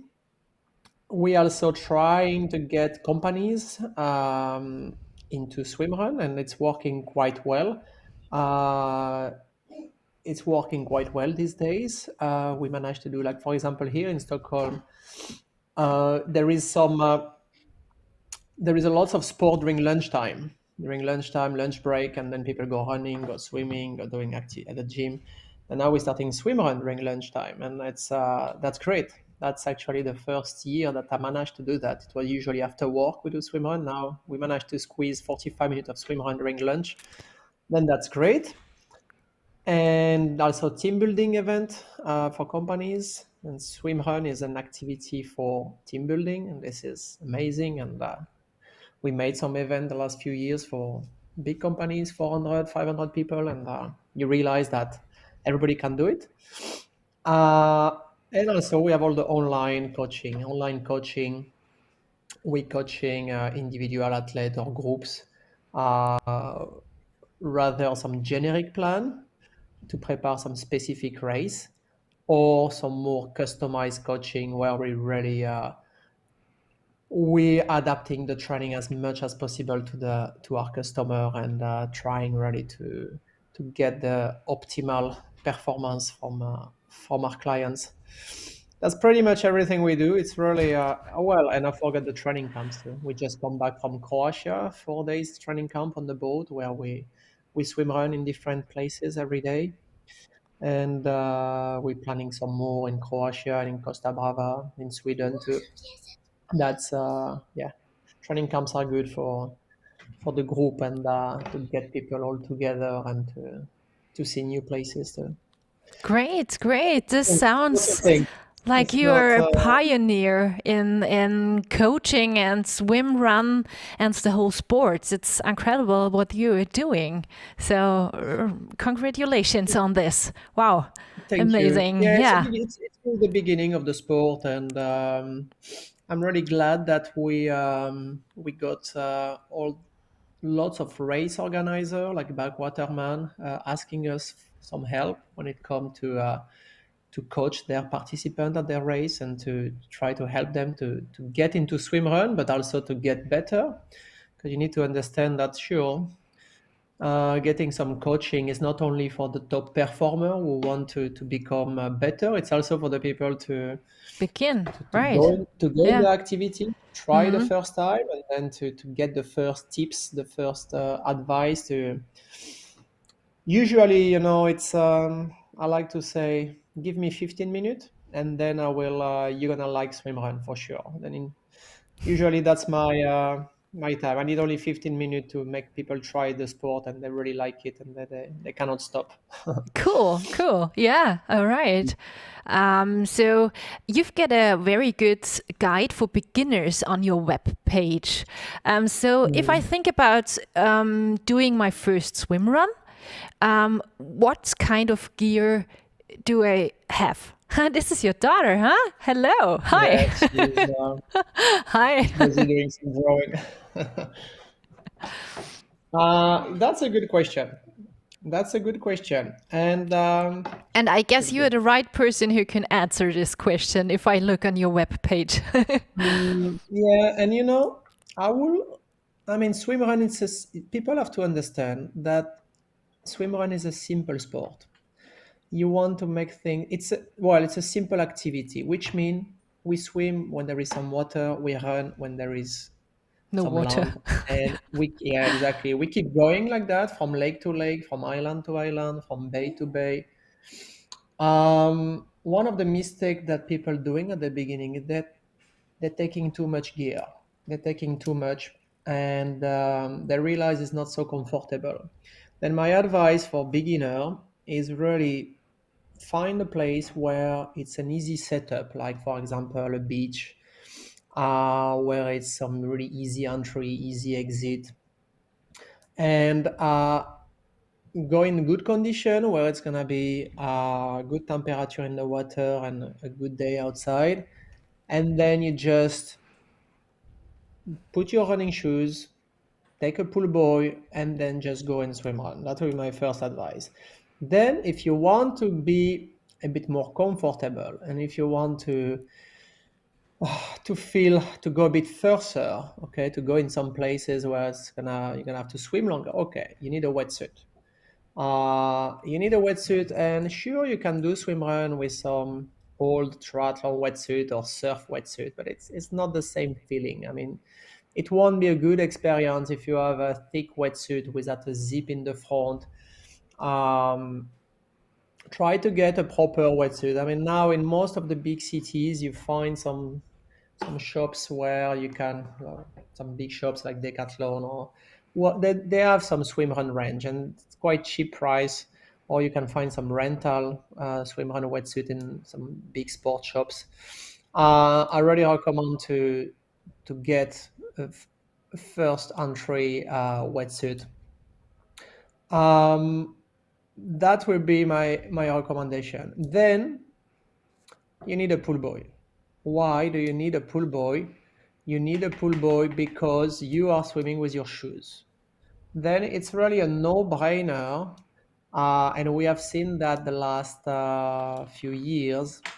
Even some top-level swimmer or some former top triathlete, they try to compete in swim run because they are a great swimmer. They try to compete against the top swim runners, and they realize after 2 or 3 swims they couldn't keep up anymore.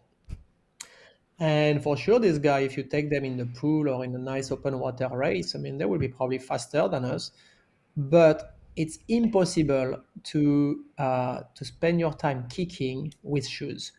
The water will just go through the shoe. It will be a lot of drag, and that will really slow you down. You're gonna keep up maybe for 1 or 2 swims, and then you will be out. You will be too tired because you have to run also in between.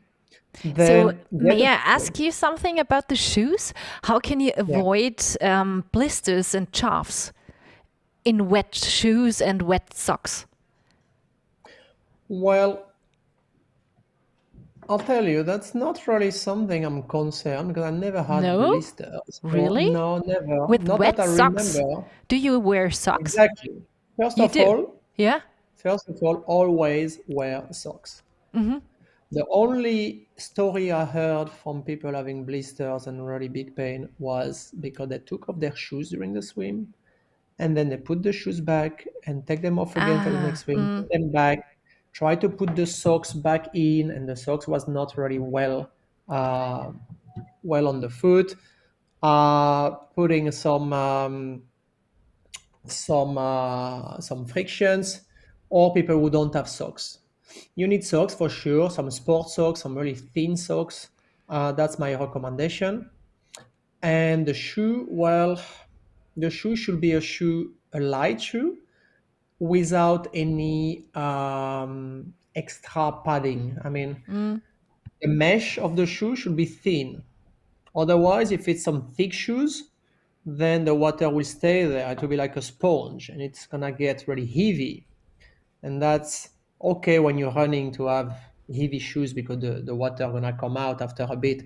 But when you swim, I mean the sponge, imagine, I mean, if you are a bit into swimming, there is a really good exercise you can do to improve your swimming is to swim with a sponge behind you, which means you have a rope attached around your hips. And the rope is going behind you, like 2 meters behind, and at the end of the rope you have a big sponge, like the big sponge to wash the car. Then it's making a lot of drag, Yeah, definitely. lots of resistance, and that's the feeling you're gonna get when you swim with your shoe, really big shoe. That's why light shoes without a thick mesh and some light socks. That's the lace of the shoes. The lace of the shoes are really important. If you have some normal lace, then you have to make a double, triple knots. And we recommend you also to tape The your shoes. lace. Really? To tape it? Tape the lace. Yeah. Why? Because if you do some race, especially some race really technical with lots of trees, lots of branches, yeah. you might break your lace, and then it's impossible to fix it. I mean, yeah, you can fix it, but it's gonna be a lot of hassle with if you have cold hands and stuff. Then my recommendation, and then why doing 3 or 4 knots and to put tape around? Because with the water, the lace gonna get loose. If you do only a double knot, you have a lot of chance that this double knot gonna come to a single, and then it will and then you're gonna waste some time, which is okay if you are not into performance. It's okay to stop 2 minutes and to do your lace, but this is not the best experience. If you really want to have a good experience, well, you do a triple knots at your shoes, and then you don't have the problem with the lace, and then you have a good experience. Great. All these little things, good. All these little things are some small detail, but it's really making your life, your journey better into much into easier, SwimRun. the start into Much easier, swim yeah. run. Yeah. So, do you need to have special swim run shoes, or do you can you start Well- with running shoes as you mentioned? Exactly. First of all, from memory, it's only one brand, Vivo Barefoot, who has done some swim run shoe. That's the only proper swim run shoe that I know. Then there is a lot of trail shoes that are good for swim run. But there is also lots of running shoes, like normal pavement shoes, who are also good for swim run. Then basically, we got this question almost every day: which shoe should I wear to do swim run? Well, first of all, you need to consider where are you doing your swim run. Are you doing your swim run in the city, on pavement? Are you doing more on sand, more on gravel, more in the deep forest where it's really muddy, or more on the rocks where it's really slippery? And first of all, that's what you need to figure out. Then if you tell me, okay, I'm gonna do my swim run in Vienna or in München, let's say, in city, then okay, then you don't need to have some trail shoes for that, because everything is pavement. The entry and exit are really not technical at all. Then I recommend you, okay, you find a running shoe that's fitting your feet. Don't listen to the recommendation of some other people. First, the shoe has to fit you, and then you need to make sure that the shoe is not too much thick mesh. It has to be, like I told you before, really light. Yeah. But right. first, it has to fit you, and it has to fit where you. Now we're doing swim run here in Sweden. The rocks are extremely slippery. They're flat. Quite often it's really wet because it's by the water. Then we need a good grip. We need trail shoes with a good grip. Well, we know the grip. We know the good grip here for the rocks in the Stockholm archipelago or in Sweden style swim run. If you tell me, okay, I have some shoes with this type of rubber, I will tell you, well, this is a really good shoe, trail shoe, but this rubber is not good for this type of rocks. That's why it's good to know where you're gonna do your swim run, and we can really recommend you what type of rubber you need. This is important. I mean, this is we had this case this morning during the swim run we did. It was 15 people, and someone came with a new pair of shoe. It's a really good trail shoe, but it's really not adapted to this type of rocks. It will be good if you go in the forest, in the mud, because there is some big studs, but for the type of, then this is really some detail that you should really consider. Then we go back to the pool boy. It's really important. Now you can see pool boy, really big pool boy, like massive pool boy. Yeah, so different kind of bull boys we saw today. Even a lady who missed her, or she left it in a lake. So she lost it in a lake. The pool boy.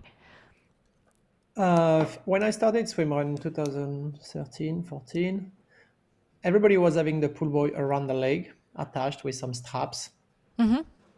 Which was good. Everybody was doing that. And then we realized, it's a bit, sometimes it's falling and it's stressing a bit the quadriceps, and it's a bit putting some tension on the thighs. Then we start to put pool boy in the back, in the lower back, which is perfect. It's not moving. It's there on the lower back. Yeah, it's simple. And now we still see some people with the pool boy around the leg. And we're telling them, this is you're making your life harder. You should try something else. And when they try something else, people realize, this is so much better. Yeah, that's why we're here, to advise you these little details. And the same with the size of the pool boy and the quality of the pool boy. That's also something that we're making people realize. In terms of a pool boy should be a pool boy should be really light, and should be not too dense. Like when you take your pool boy and when you knock the pool boy, and if it's hard, that means it's not floating so well.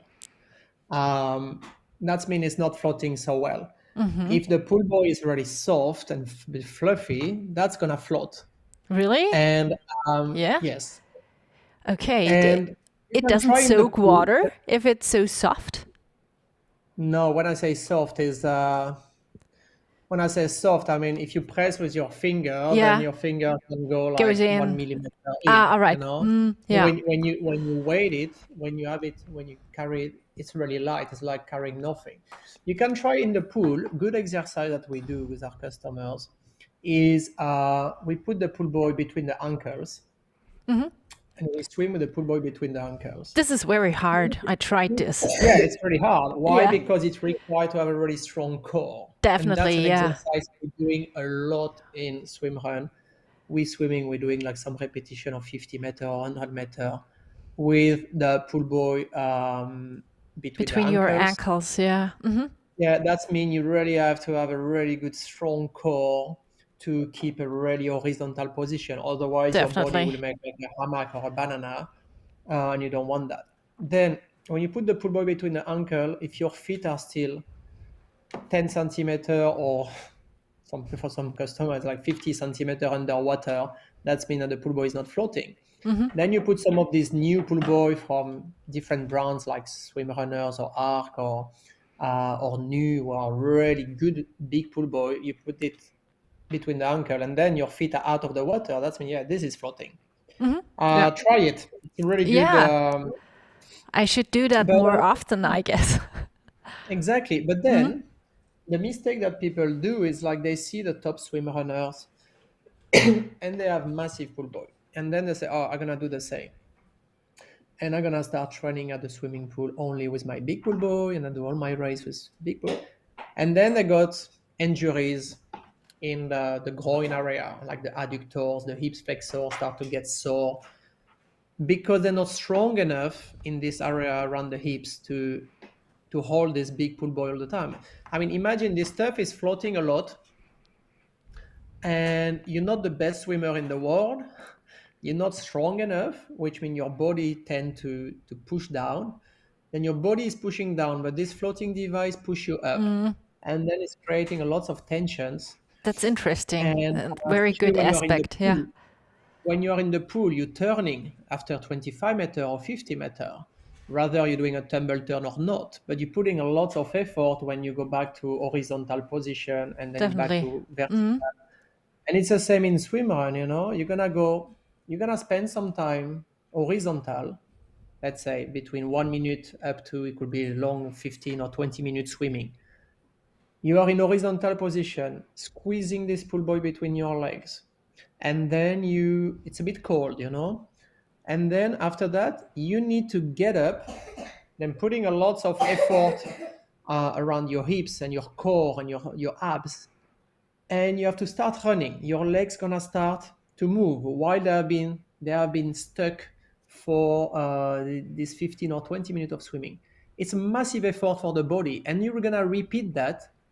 You're gonna repeat that for, I don't know how many transitions. Last weekend, the race we had in Sweden, we had 20 swims, which means 20 times you go in the water, 20 times you go out of the water.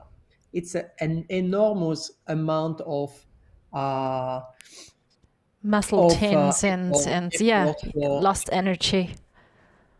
That's why if you are not strong enough around your hips, then there is no way you can hold the big pull buoy. Then you should. That's a very good aspect, and yeah, a lot of people, I guess, and beginners are doing this with this big pull buoy, because they see it from the pros. Yeah. I mean, I can't remember which year when I got injured. I got this. I got a 4 centimeter crack in my hips flexor. Close to the insertion with the hip bone. Why? Because I was only swimming with this big pull buoy and I was doing some 5-6 kilometer swim session almost every day or every second day, and all the tumble turn and then going running after that. I mean, for sure. And I was not doing much strength training. While after this injury, it took me like 6 months to rehab and recover. I decided to fully focus on my strength. That's why now in all our training plan, we have lots of strength exercise, and it's really basic. This morning, I got a good question from one beginner who joined our session. And how can I become a better swimmer with my pull buoy? Well, yeah, sure, you need to swim with a pull buoy, but it will be more important for you, instead of swimming 30 more minutes or 1 more hour every week, that you do 30 minutes or 1 hour of strength instead of being in the water. and this is the time that people they don't really think it's important for them Yeah, to and they go to the don't want to gym and to do it. spend, on strange Exactly, training. Yeah. because this is the type of training that you cannot really measure on Strava or in Garmin Yeah, Connect. that's right. That's right. And That's people true. don't. Yeah. I've been into that. For me, it was really important to do my 100-kilometer run every week, my 25K swim. I mean, if instead of that, now I'm really thinking differently. Okay, it's okay to swim only 15K per week, but in the time I have spare, well, I'm gonna do my planks, I'm gonna do my abs, I'm gonna do my glutes exercise, and So, do you have to do that in the fitness center, or just can you do that with your own body weight? I'm not really. For me, it's more with the body weight, but some The people most are more into important gym thing and is that like you to. do it, right? And then we Yeah, that you do. can. We have a really good on our YouTube channel on Envol Swim Run on YouTube. We have some good tutorial videos with for strength, Great. for the core, for the glutes, for the shoulders. It's pretty basic, You have some 10-minute sessions, some 15-minute sessions, some 30-minute session, and it's really you just need to put it in your calendar, put it in your weekly schedule. Okay, I'm gonna do 10 minutes every morning. I'm gonna do 15 minutes every second day. Just have to do it. For some people, they manage to motivate themselves and do it by themselves. For some other, well, we need to tell them to do it, but everybody's different. That's then the pool boy is important, and a good setup for the pool boy. I mean, if you check our beginner guide on the website, everything is quite clear how to do it. And and the other question is the hand paddles, because you see the top swim runners swim running with big paddles, Right. Yes. really big paddles. Yeah, because they are strong. I mean, because they have enough strength to move these paddles in an effective way, in an optimal way, during the length of their swim run. Yeah. Otherwise, you can also get some pain in the shoulders if you make wrong movements, because you ran out of energy when you use the paddles, right? For sure, you're gonna lack energy. You're gonna get pain, but it's more you won't move any water, and the only thing you're gonna do if you have some paddles not adequate, not good, not for adapted to you, you're gonna lose time. It's better to swim without paddles. Okay. We had a good example this morning again with someone having some paddles too big and too hard, because there is different type of plastic, different type of rigidity of the paddles too. If you have some paddles really hard with a really hard plastic, I mean, you need to have the shoulder to move these hard paddles, and you don't have a lot of margin for error if the paddles are really hard. You cannot really bend them, you cannot flex them. Myself, I'm not the best swimmer out there. Then I really like to have some paddles really flexible that I can bend, with lots of holes. That's really easier to move in the water.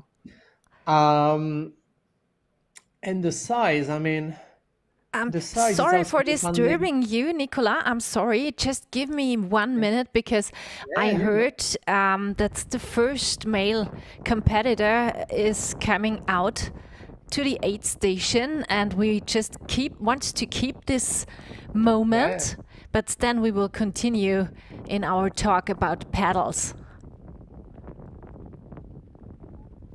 So here is the first male starter. And this is Christian from Team Envo. Cool. Bib number 179, Christian Götz, Team Envo. Male 16 to 39 years. And Nicolas, what do you expect from him today?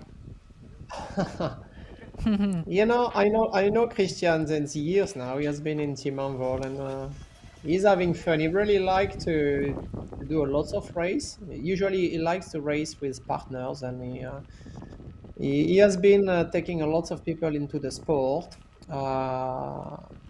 He races a lot with different partners, and but I just hope he's having fun, and no, I'm expecting him to have a good day.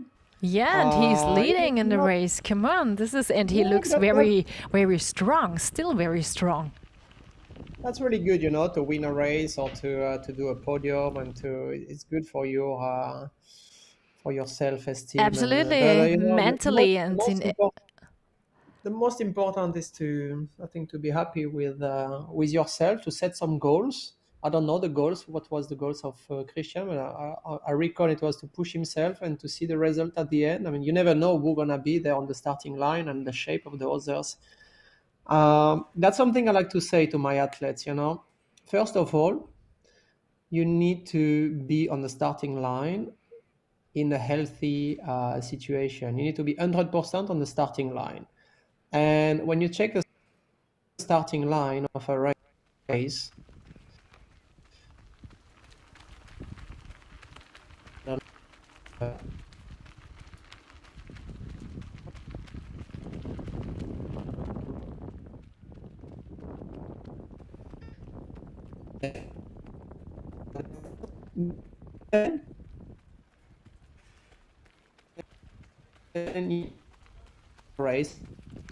Nicola, I guess we've got some problems with your connection, with your internet, maybe, because we hear you very badly. Yeah.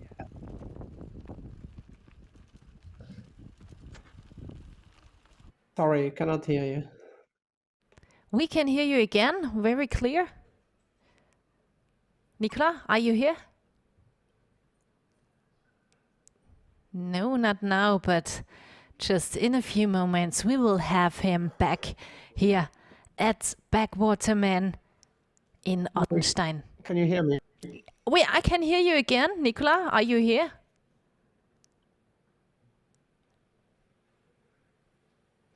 No, not now. I'm calling for Nicola. Nicola, are you back in our live stream? Not at the moment, can but you hear me? Yes, we can hear you, Nicola. Yeah. Okay, good.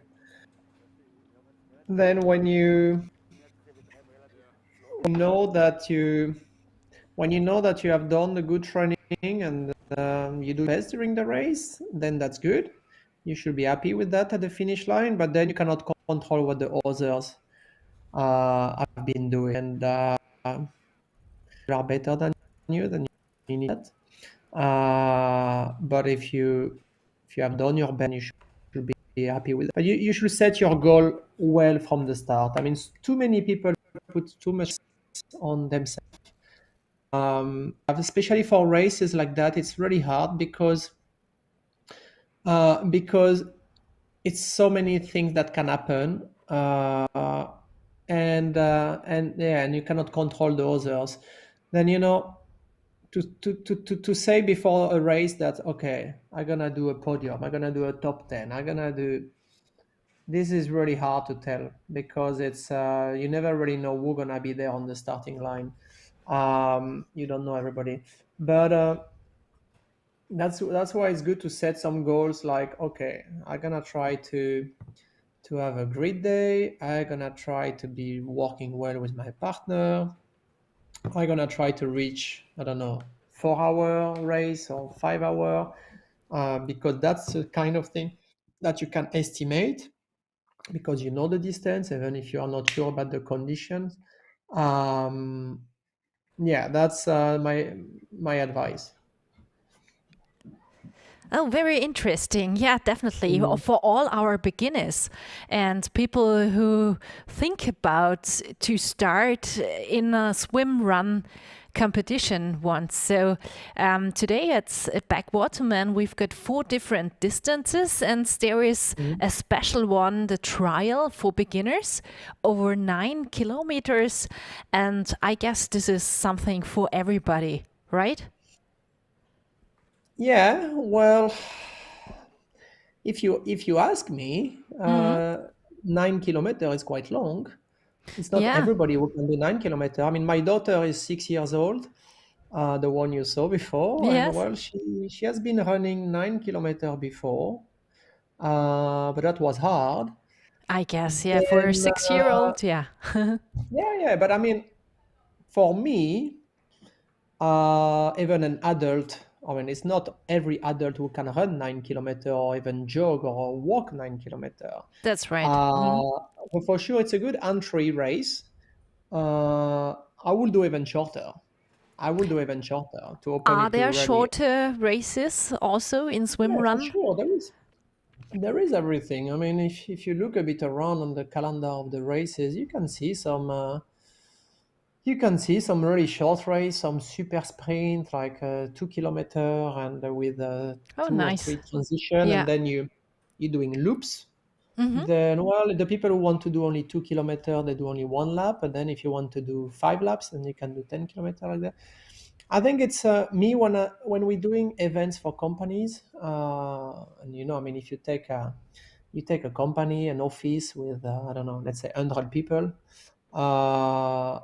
If you tell them like, okay, you're gonna have to do 9 kilometers of That's swimming and quite running. long. Yeah. I mean, you have some people they are 60 years old, some people are 25, some people never done any sports, and you need to really to make sure that you have some shortcuts, you have some extra for the people who are. It's that's why I really like the concept of the short loop, 1.5, 2 kilometer, and you're turning on this loop. You can have a little extra for the people who want an extra uphill or an extra downhill or an extra swim section. That's possible, to have a 1.5 kilometer loop and to add an extra loop to make it up to 2K, for example. And then you're turning on this loop. And that's what we did this morning, actually. We had this 1.5 kilometer loop. We went for 30 minutes nonstop. Cool. And everybody was going the pace they wanted, and everybody has different instructions. And me, I was is in the middle. everybody swimming freestyle, or do they just That's also? a good one. Yeah.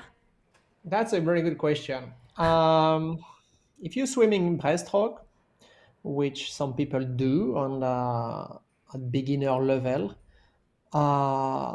this gonna be harder for you for the legs, or to swim breaststroke with the shoes. This is not comfortable at all. If you try to push water, because the breaststroke is we pushing water back, okay, like the frog, and then we pushing back. This is really hard to push water with shoes. And you cannot use a pull buoy as well. Well, then you use the pull buoy, which means your legs are quite tight, and then with your arms you're doing some breaststroke. This is not the most comfortable position. What we see now is, especially here in Sweden, where we are based, is people want to learn how to swim crawl because they have some swim run plan with their partner or their friends or their neighbor, and then it's more and more people who want to learn how to crawl. Then that's good. But for sure, breaststroke is it's a good way to start. It won't be a great experience. But that's why if you're doing breaststroke, you should really make sure that when you choose the location where you're gonna do your first swim run, it should be something really easy, something maybe not too deep, some shallow water where you can put your feet down and walk a bit. If you have the water up to your chest, it's quicker. It's quicker to, we can see now on the video, this person doing some breaststroke. Right, yeah. And you can tell with his feet, he's really struggling. He was moving quicker when he was freestyling 20 seconds before. Now you can see with the feet, he's pushing water, but he's splashing.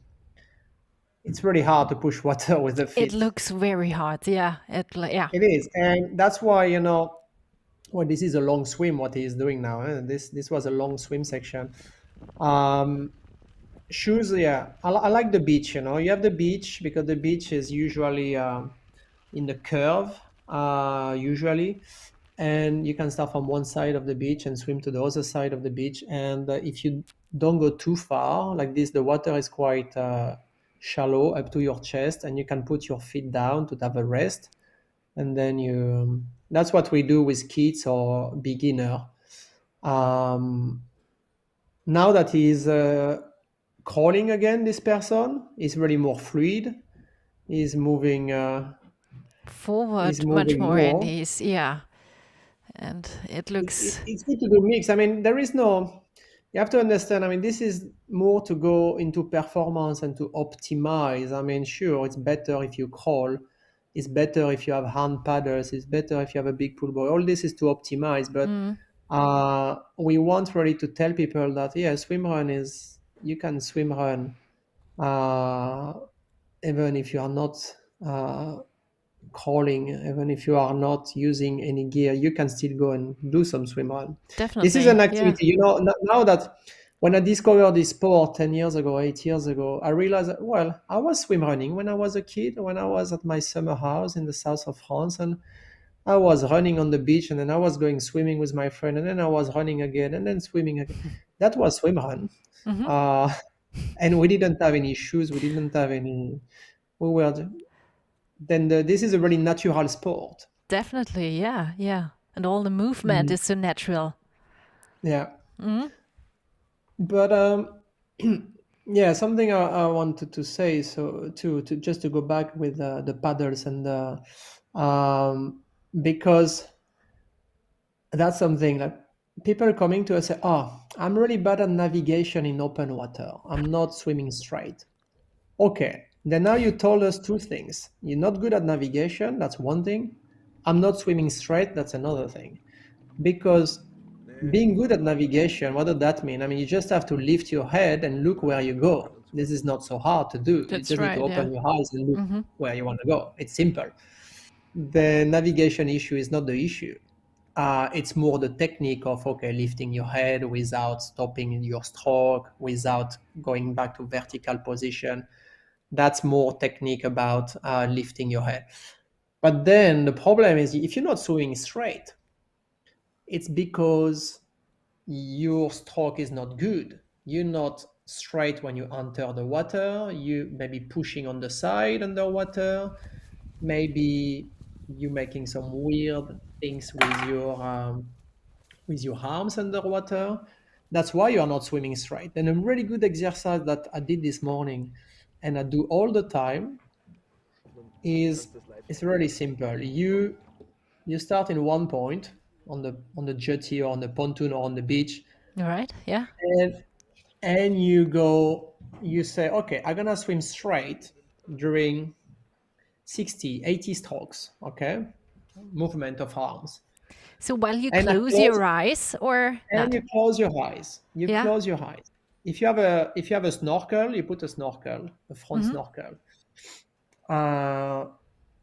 And you see where you are when you finish. And you do it with paddles, you do it without paddles, you do it with kicking, you do it with a pull buoy, you do different variation, and you realize, like this morning was really obvious, like people who had paddles, they were really going after 20 strokes, they were starting to take some 90-degree turn. You take off the paddles and they were going more straight already. Why? Because if you have a paddle, and especially if it's a really rigid paddle, as soon as you're gonna push a bit on the side, you're gonna go totally other direction. And this is not about navigation. This is just about, I like to say, the hands when you swim, it's like the wheels of the train. The wheels of the train are always in the rail. Well, then your hands underwater should always be in the rail. But to feel that, it's a lot of hours of practice, and it's really easy in the pool because you can see the line or the square at the bottom of the pool, and you can correct yourself quite easily just by looking. But when you are in open water, especially in these lakes where they swim, these guys, Now in Backwaterman, I mean, you don't see anything. And when you are tired, you deviate even more. Your stroke is not as correct. Then this is a good exercise to do, and to do quite often. And when you know that you're pulling yourself on one direction more than the other, then you try to correct it. It's good to have someone to correct you, but you can do it a bit by yourself still. And reassessing yourself on this. I do that quite a lot myself. Where I live, I have the pontoon and the jetty just in front of my house, and I do my 100 stroke and I see if I'm straight or not. I mean, and sometime, by the end of the training, I realize that, I start to deviate quite a lot because I'm tired and I'm not pulling straight.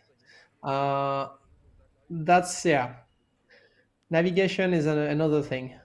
And you are not pulling straight. So, what's the exercise you can do then when you think or see that you're not pulling straight? Just swim one-handed then, or just an exercise of technique? Yeah, well, for sure, it's all about repetition. It's all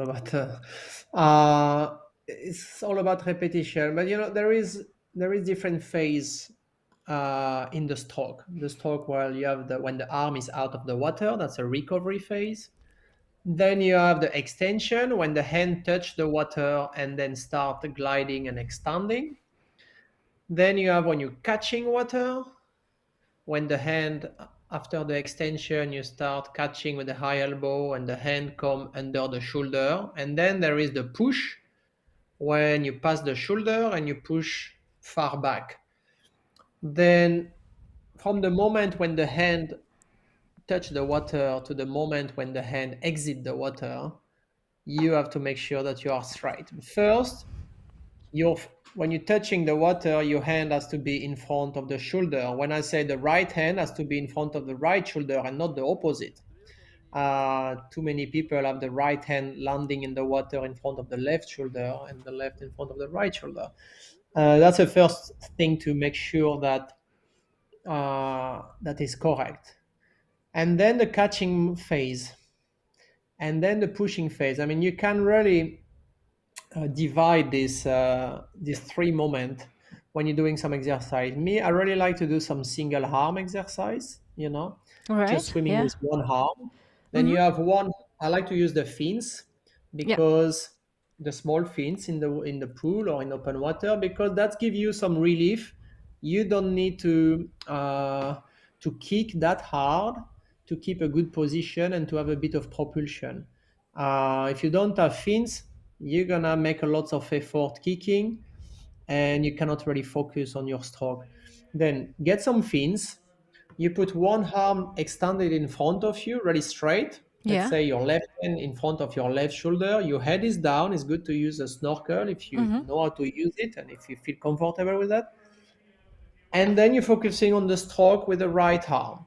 Then first, you're doing some, I would say, 4 times 25 meters, where you're focusing only when the hand touch the water.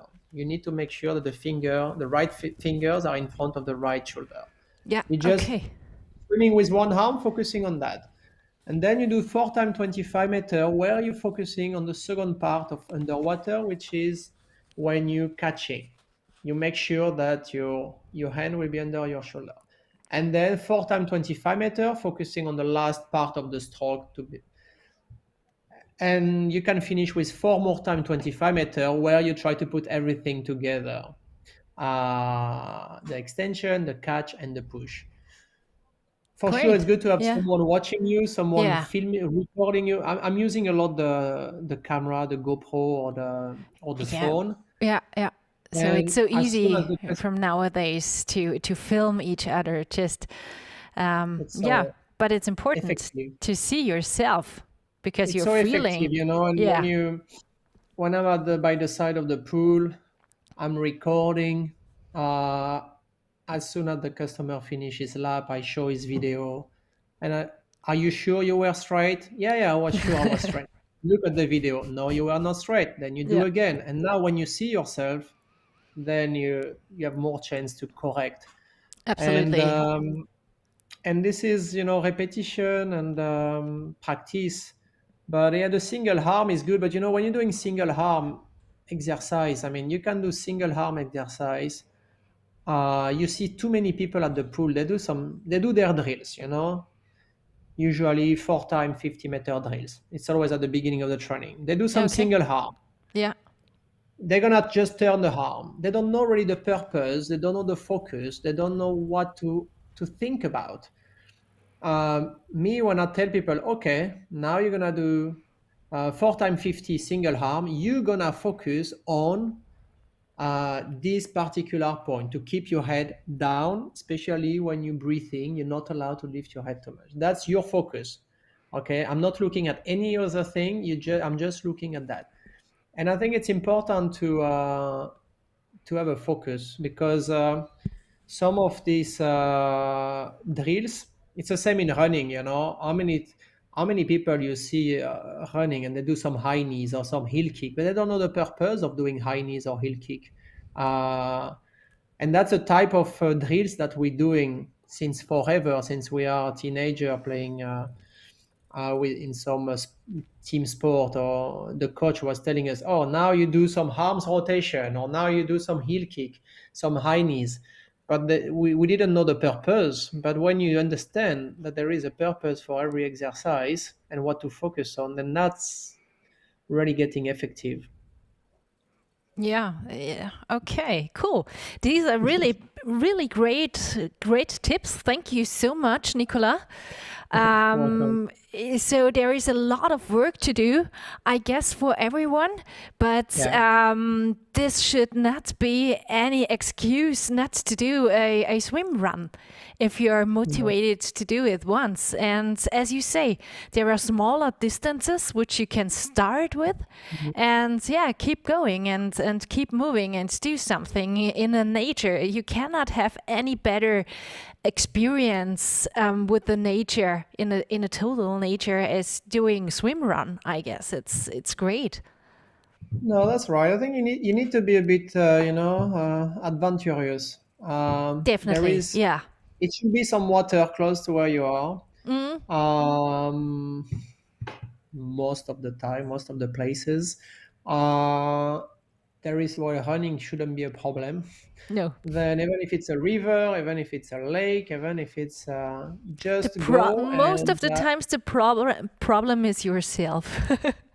If you find any excuse for not running. Exactly. I know it from myself. Me, what I really like to do is to look at the map.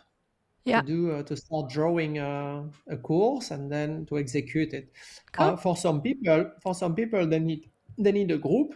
They need, but then to find some swim run group. I mean, unless you're living in a really remote place, there is some groups of swim runners. I mean, if you look a bit around, you will find some groups, some after work activity in the cities. And I mean, when I'm looking at the swimmer now swimming, sorry, I go back. For me, it's like this person, okay, she needs to learn how to swim better crawling, but also the mobility of the shoulder. She's doing really, really hard. Yeah, exactly. It looks really hard. Yeah. But, I can tell, like, for example, especially with the right arm, the flexibility and the mobility of the right shoulder is not as good as the left, and that's really not helpful. Then it will be better that, okay, you need to keep learning how to swim for sure, but you need also to spend some time working on the shoulder mobility, arm mobility, because there is so much to gain there. That's something people forget a bit too much, even in some other sport like in triathlon. I mean, it's not about doing only the distance; it's about doing your flexibility and mobility of the shoulders. You're gonna gain so much in swimming if you are more mobile. If you gain a bit of degrees of flexibility there. Definitely, but, this is so important. Anyway, I think everybody should give it a try, and if you cannot go by yourself, then plan that to start with some friends.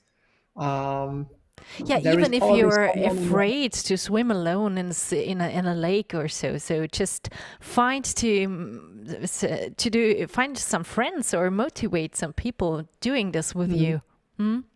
Yeah, exactly, and try to go with the nature. Don't go against the nature.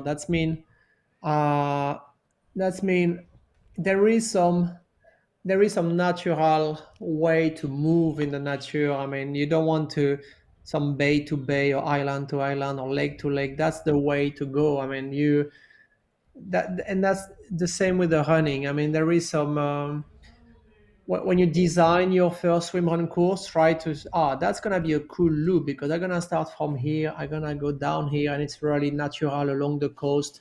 I'm not doing any weird course that doesn't look. That's why when I'm looking at a swim run course that some race organizer are planning, and sometimes you don't have choice, you need to do some course where you're crossing the course many times and you just to make a course, which is fine. But I really like to see the courses like here at Backwaterman where you go from this point to this point, making nice loop, and it looks natural, and that's a good way of moving in nature. Absolutely. Yeah. It's the thing which is all about. It's great. Now we have two really good swimmers now on the screen. I mean, they're moving well. You can tell the person. Moving. I guess this is one of our leading teams. I haven't seen their bib, but it seems so. I guess it was a mixed team, but I'm not pretty sure. Like a mixed team. Yeah. Looks like a mixed team. Yeah. And here you've got a very good swimmer as well, a single starter. Yeah, and yeah, that's nice. That's nice swim, but yeah, and you see the team in front, the team who was together as a team of two. Then they're using a line, they're using a rope, a tether line or tow line, call it like you want, to attach the two person together. Yeah.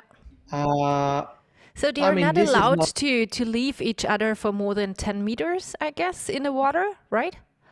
That's a rule, but it's also we're using the tow line To help using the each tow other. line to be efficient as a team, because you need to understand that you're moving together along the course. There is no point of finishing 10 minutes in front of your partner. You need to be together when you finish, or 10 meters apart.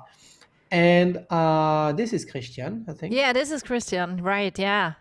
He's the Well, leading male I know starter. he's swimming a lot. I Yeah. know he's swimming a lot, and you need to work on his left shoulder flexibility. He's not lifting his left elbow as high as the right. I will tell him. You can message him so he sees I it. will, I When will. he is in a finish, the first message is not congratulations, Christian. So it's Christian, you need at to this- work on okay. your left shoulder, on the really flexibility of your interesting. left shoulder. He will be mean- very happy with you. Christian is a really experienced swim runner. Look at his feet. He has the heel and the feet out of the water. Yeah. This is perfect. Okay. You can see his butt. Mm-hmm. His butt is out of the water. Yeah. You can see the socks, almost the green socks he has. You see his feet out of the water. This is perfect horizontal position. While he's trying to catch the mixed team, he's just I catching them, guess. actually. Yeah. He's Catching them. And look what he's doing. He's passing quite far from them on the left, which means he doesn't give them any chance to stay close to him. To them. Mhm. He could have Okay. passed really close there, but then they would have. And the other team, the mixed team, swim without paddles. Actually, then Christian is a better swimmer on this. But a perfect position. I mean, this is. And you see when he's lifting his head to look, I mean, it's not very it's high. not- So when it's he's just lifting his head, his feet are still at the surface of the water. While if you are more beginner, when you're gonna lift your head, then your feet gonna go 20 centimeters down, and that means that you're making a massive massive effort lifting all your torso up of the water, and you cannot really hold it and your feet are sinking. You don't want that. You want, like Christian will do now, like you're gonna lift his head and the feet But back, and the can feet the stay at the feet surface. lift with the buoy? If you have a look up to the buoy, is it possible? Sorry, what do you say? Is it possible that the feet can lift down with the buoy? Normally they stay. Yeah, Even the really? feet gonna go down for sure. I mean, Even with the buoy. Okay. yeah, for sure, for sure. Especially if you are a poor swimmer or a beginner. I mean, now Christian that's really good. I mean, if you why is it good? Because he's tensing, he's activating, contracting the muscle on the back, his lower back, his glutes muscle, his hamstring, the back of the leg. And that's really the muscle you need to activate. And he's really putting his legs really long. He's not bending his knees. His feet, he put his ankle are really extended. He doesn't flex his ankle. Then he's a really profile position. That's what you want, to be really profile. When we look at him now, you can tell he's really long, really extended. And that's really the key, you know. And then the gap is really massive now with the other team, and you can't even see them anymore. But I wonder if his elbows are going into the water before his hand is entering into the water. Yeah. That's a mistake, huh? That's that's definitely a mistake. Yeah. But you can message this as well if you want. No.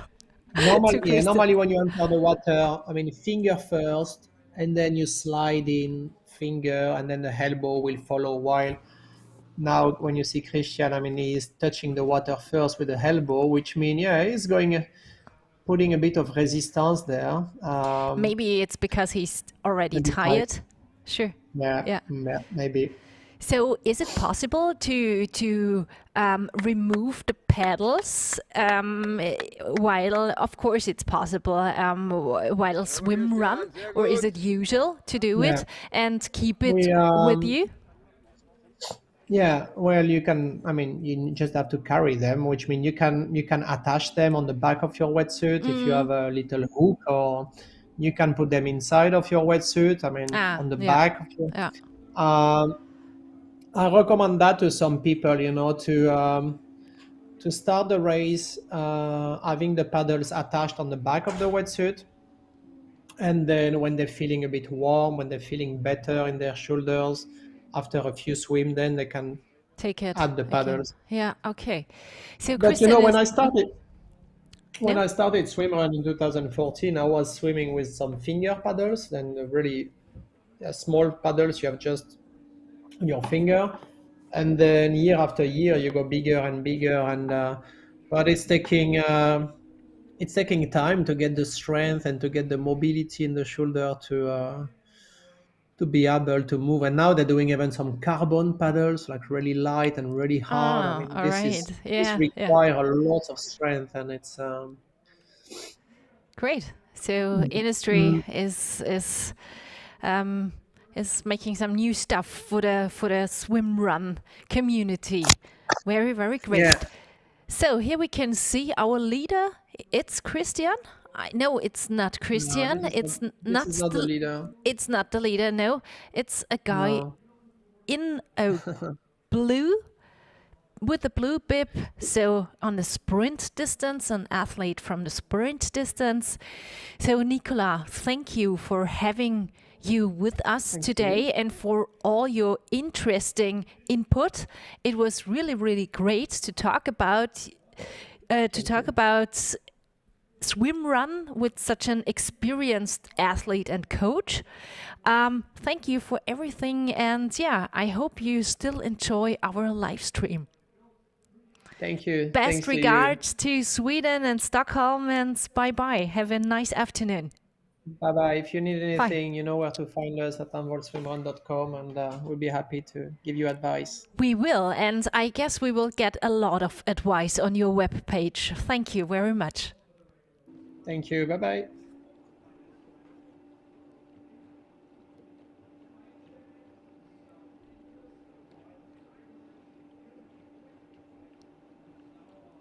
Wir sind wieder mitten im Rennen des SwimRun Bewerbs am Ottensteiner Stausee im wunderbaren Waldviertel in Niederösterreich.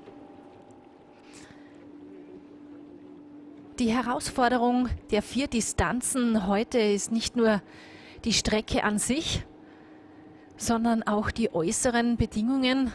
Es ist heute sehr, sehr windig. Wir haben Temperaturen um die 15 Grad Außentemperatur und der Ottensteiner Stausee hat in etwa 20 Grad, was relativ angenehm ist, weil die Athleten mit Neoprenanzügen oder mit SwimRun-Anzügen, die aus Neopren gefertigt sind, starten.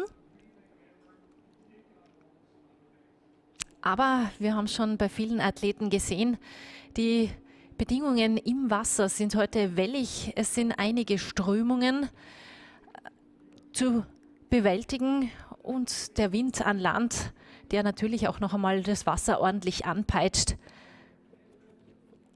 tut noch einmal das Seinige dazu, dass den Athleten heute ordentlich alles abverlangt wird.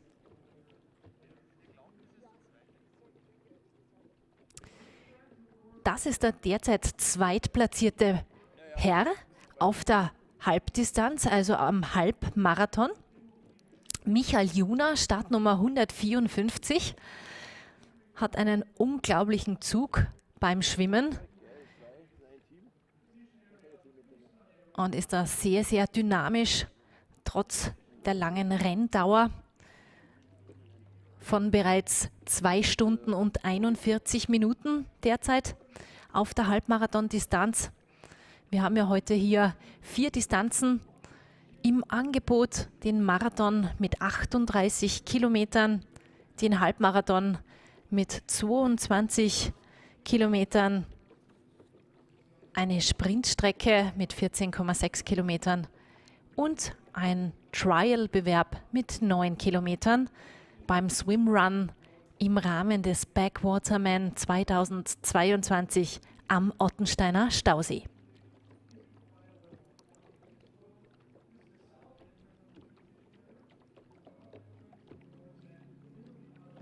Eine wunderschöne Landschaft sehen wir hier, sehr untypisch für Österreich eigentlich, einen See, der aussieht wie die Scherenlandschaft oder der ein bisschen erinnert an die Scherenlandschaft in Schweden mit den großen Steinen und die sehr fjordähnlich aussehen, Föhrenwäldern, glasklarem Wasser, das natürlich nicht außergewöhnlich ist für Österreich, aber hier ist es natürlich auch wunderschön, wo die Athleten schwimmen können. Und die Form des Sees ist sehr, sehr außergewöhnlich für Österreich. Es schaut nämlich wirklich aus, fast wie die schwedische Küste, wer sie schon gesehen hat, mit diesen Scherenlandschaften, mit den kleinen Inseln. Und das ist natürlich perfekt für einen SwimRun-Bewerb in Österreich. Es ist die bereits 4. Ausgabe. 2019 gab es hier den ersten SwimRun-Bewerb. 2020 die nächste Ausgabe und jetzt dieses Jahr 2022 haben wir bereits die 4. Ausgabe davon. Organisator Andreas Sachs ist hier federführend, um die Schwimm-Run-Szene in Österreich voranzutreiben. Er organisiert den Wettkampf hier in Ottenstein und auch das Langdistanzschwimmen, das schon sehr, sehr lange Tradition hat. Das findet am 2. Juli statt, auch wieder mit einem Livestream. Also, wir würden uns freuen, wenn Sie auch hier wieder mit dabei wären. Und der Backwaterman Swim Run ist ein Teil von My Championship, der My Championship Serie, wo es dann auch einen WM-Bewerb gibt über die Marathonstrecke, die Halbmarathonstrecke und die Sprintstrecke.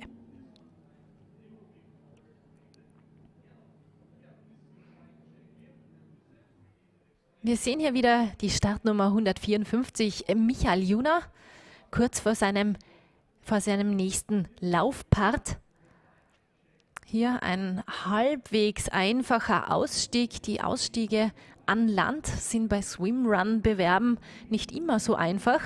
Da sind dann teilweise schon einmal Kletterstrecken und Partien dabei über Felsen, aber hier geht es relativ geschmeidig, wie wir Österreicher sagen, hinaus durch den Wald und auf den nächsten Laufpart.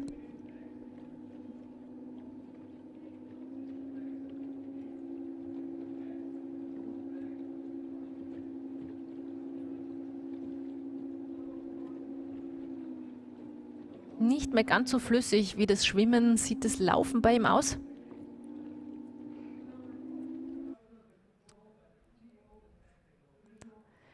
Aber nach 2 Stunden 41, also einer Renndauer von knapp 3 Stunden, versteht man das dann auch, dass man irgendwann als Athlet sehr, sehr müde wird. Das ist unser führender Herr, Christian Götz aus Deutschland, Startnummer 179, Team Envol. Und es ist der Zieleinlauf unseres ersten Herrn auf der Halbmarathon-Distanz.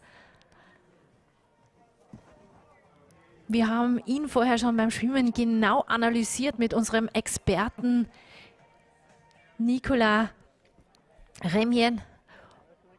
Und wir freuen uns jetzt drauf, den Christian zum Interview zu holen, unseren Sieger des Halbmarathons. Das war vor wenigen Minuten, gell? Ja, war super. Also es war ja, optimales Wetter, besser kann man es nicht erwischen. Und ja, hat voll Spaß gemacht. Und ja, ich wollte vor der Presse im Ziel sein, habe ich fast geschafft. Gell? Nee, es war super, hat super riesig Spaß gemacht. Man kann man da prinzipiell davon leben, von diesem Job, dass man das wirklich so permanent macht wie du? Nee, ich habe schon einen richtigen Job, aber das ist eher so der Ausgleich, damit man halt da so nebenbei ein bisschen Spaß hat. Gibt es dann eigentlich irgendwas, was einem noch überrascht? Weil jedes Rennen ist ja anders, das ist jetzt nicht eine vordefinierte Strecke, es ist selbst von Jahr zu Jahr anders. Was hat dich heuer überrascht? Dass ich so allein war auf der Strecke, aber das war eigentlich eher schön. Es sind immer andere Leute da, das ist klar. Ich war aber vor 2 Jahren schon mal da und da war es ähnlich von den Bedingungen her. Also ich habe es halt nochmal ein bisschen genießen können heute. Generell, wenn SwimRun jetzt mehr wird, größer wird, ist es von Vorteil jetzt für einen Profi wie dich, weil dann einfach mehr Konkurrenz da ist, oder eher so, dass du sagst, jetzt ist es immer mehr so gemütlich und einzigartig? Wenn natürlich mehr Leute da sind, mehr Rennen hat, ja, das wäre schon schön, wenn sich der Sport ein bisschen verbreitet, weil dann braucht man nicht so 4,5 Stunden fahren von München bis hierher, damit man das nächste Rennen hat. Aber ja, ich hoffe, dass sich das ein bisschen mehr etabliert. Was macht man jetzt nachher? Bist du so K.O., dass du sagst, Ende Gelände, oder geht es noch weiter mit dem Trainieren? Ich werde nachher noch heimdüsen, aber dann nächstes Wochenende steht schon das nächste Rennen an. Also das war jetzt mehr so Vorbereitungsrennen. Alles Gute, danke dir. Okay. So, damit haben wir jetzt den ersten hier bei uns vor der Kamera gehabt. Wir warten jetzt auf den zweiten, der hat jetzt auch schon seinen Landgang. Das heißt, in Kürze werden wir den zweiten jetzt ebenfalls hier oben haben. Wir warten dann auf jeden Fall noch, bis das erste Pärchen, also das erste Doppel hier bei uns reinkommt, und werden dann noch ein bisschen die Zielkamera anschauen. Jetzt genießen wir mal die Stimmung. Da drüben ist die Labestation und in wenigen Minuten warten wir jetzt auf den zweiten Athleten hier beim Backwaterman Swim Run hier im Waldviertel beim Schloss Ottenstein. Barbara, bis dahin, vielleicht hast du noch ein paar Eindrücke von der Strecke. Danke, Claudio. Das war unser erster Mann auf der Halbmarathon-Distanz. Christian Götz, Team Envol, herzliche Gratulation an dieser Stelle. Ganz, ganz großartig. Er hatte ein einsames Rennen, hat er gesagt, aber ich glaube, gerade das macht das Naturerlebnis SwimRun aus. Eine sehr, sehr junge Sportart. 2016 gab es die erste World Series mit dem Ötilö, und so nach und nach ergeben sich viele, viele weitere Bewerbe in der Swimrun-Szene. Und es ist sicher eine Sportart mit viel Potenzial. Der Claudio hat es erwähnt, wir haben auf unser erstes Couple gewartet und hier sind sie. Startnummer 120, die SVFW Turboschnecken bei Ameo. Julia Schober und Tobias Grosch aus Deutschland.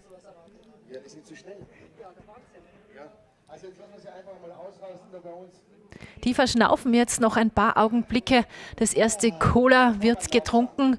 Die sind wirklich, die haben alles gegeben, die beiden. Und haben sich jetzt einmal kurz im Ziel hingelegt. Sie haben es sich verdient nach diesen Strapazen des Halbmarathon-Bewerbs heute beim Backwaterman in Ottenstein. Pardon, ich bekomme es gerade aus der Regie. Es war jetzt nicht unser führendes Team. Trotzdem, nicht minder ist die Leistung von den beiden aus Deutschland, den Turboschnecken bei Ameo.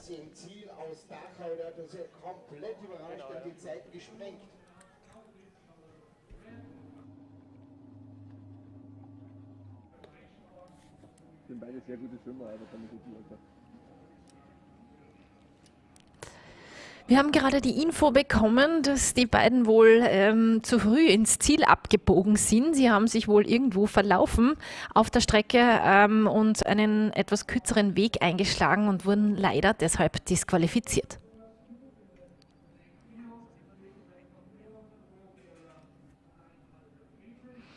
Hier haben wir den Drittplatzierten der Halbmarathonstrecke im Bild.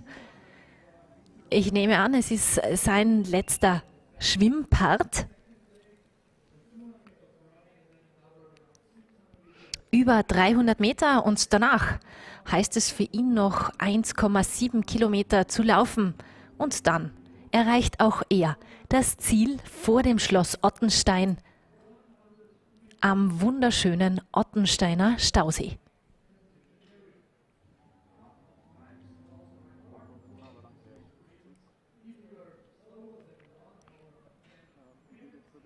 Insgesamt galt es heute 4,4 Kilometer zu schwimmen und 17,8 Kilometer zu laufen im Rahmen des Halbmarathon-Bewerbs beim Ottensteiner Swim Run.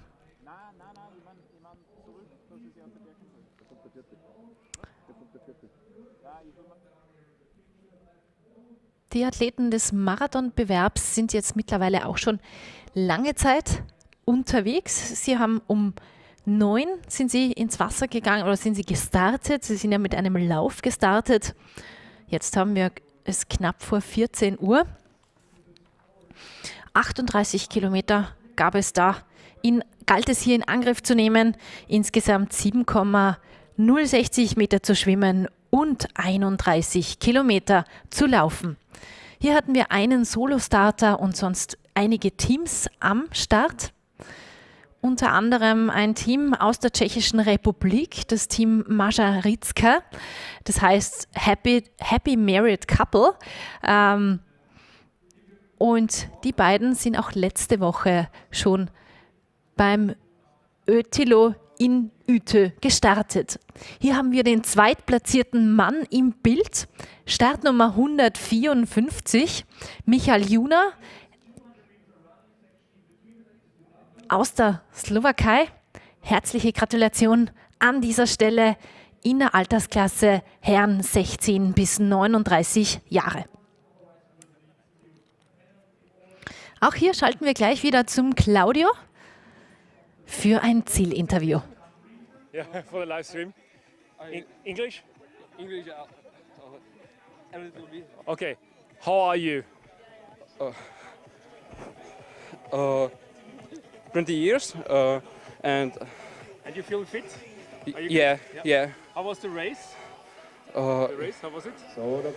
Is easy and good weather, and I expecting is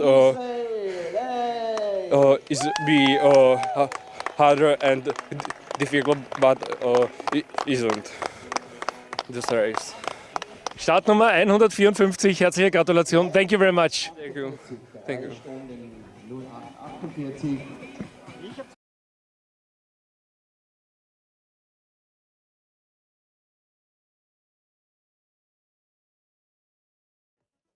Aber wir machen gern.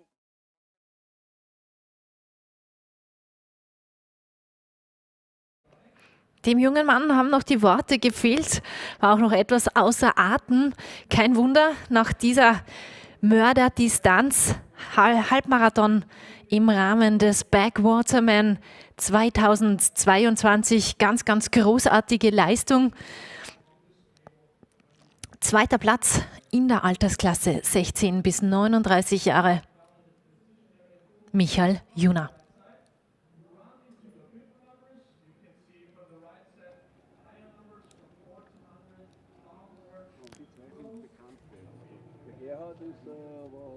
Gelb-oranges Trikot heißt Marathondistanz. Hier sehen wir wohl eines der führenden Teams vom Marathon.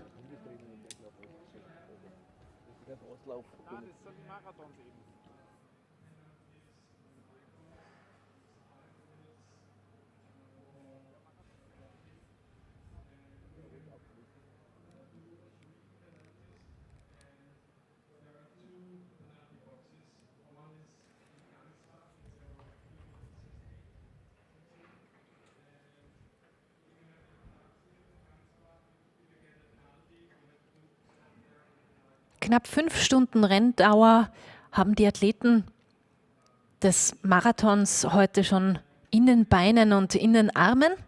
Wir sind um 9 Uhr vor dem Schloss Ottenstein gestartet und jetzt auch schon langsam unterwegs in Richtung Ziel. Das Favoritenteam heute auf der Marathondistanz ist mit Sicherheit das Vivo Barefoot Austria Team mit dem Gerhard Schiemer, dem besten Swimrunner, einer der besten Swimrunner Österreichs und seinem Teamkollegen Jürgen Danek.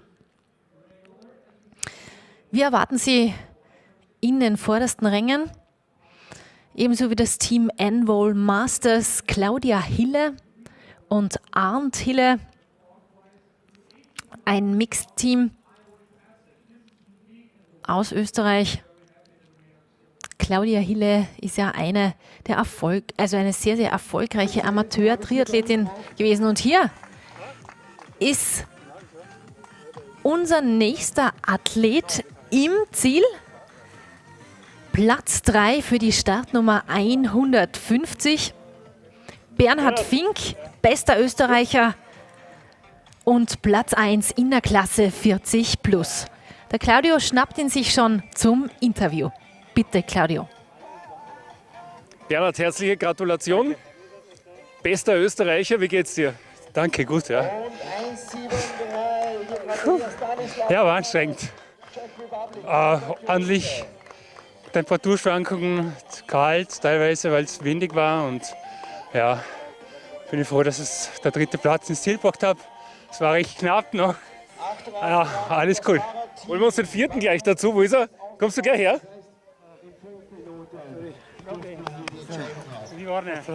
Es war sehr knapp. I don't know. Also English, okay. It was very tough and it was very close to the 3rd place, to the podium.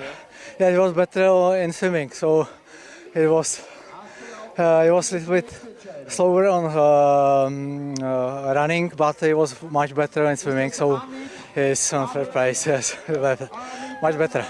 So you always played back and forth, so you changed to the podium and back? Sometimes I was on 6th place and 5th place, and after that I was, yes, yeah. In the end I was for 1st place, it's okay. Congratulations. Thank you.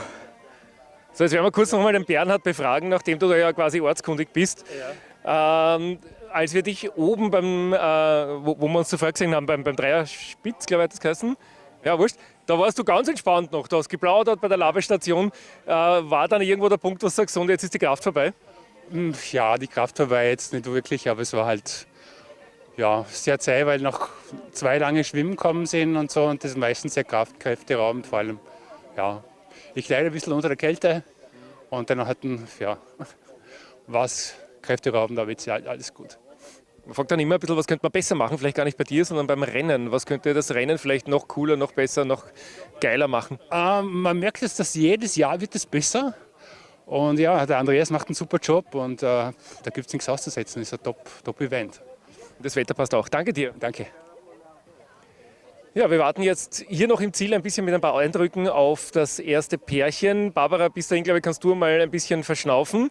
Wir haben jetzt auch eine Zielkamera, das heißt, wir genießen dann noch ein paar Zieleinläufe und genießen hier die wunderschöne Einstellung beim Schloss Ottenstein.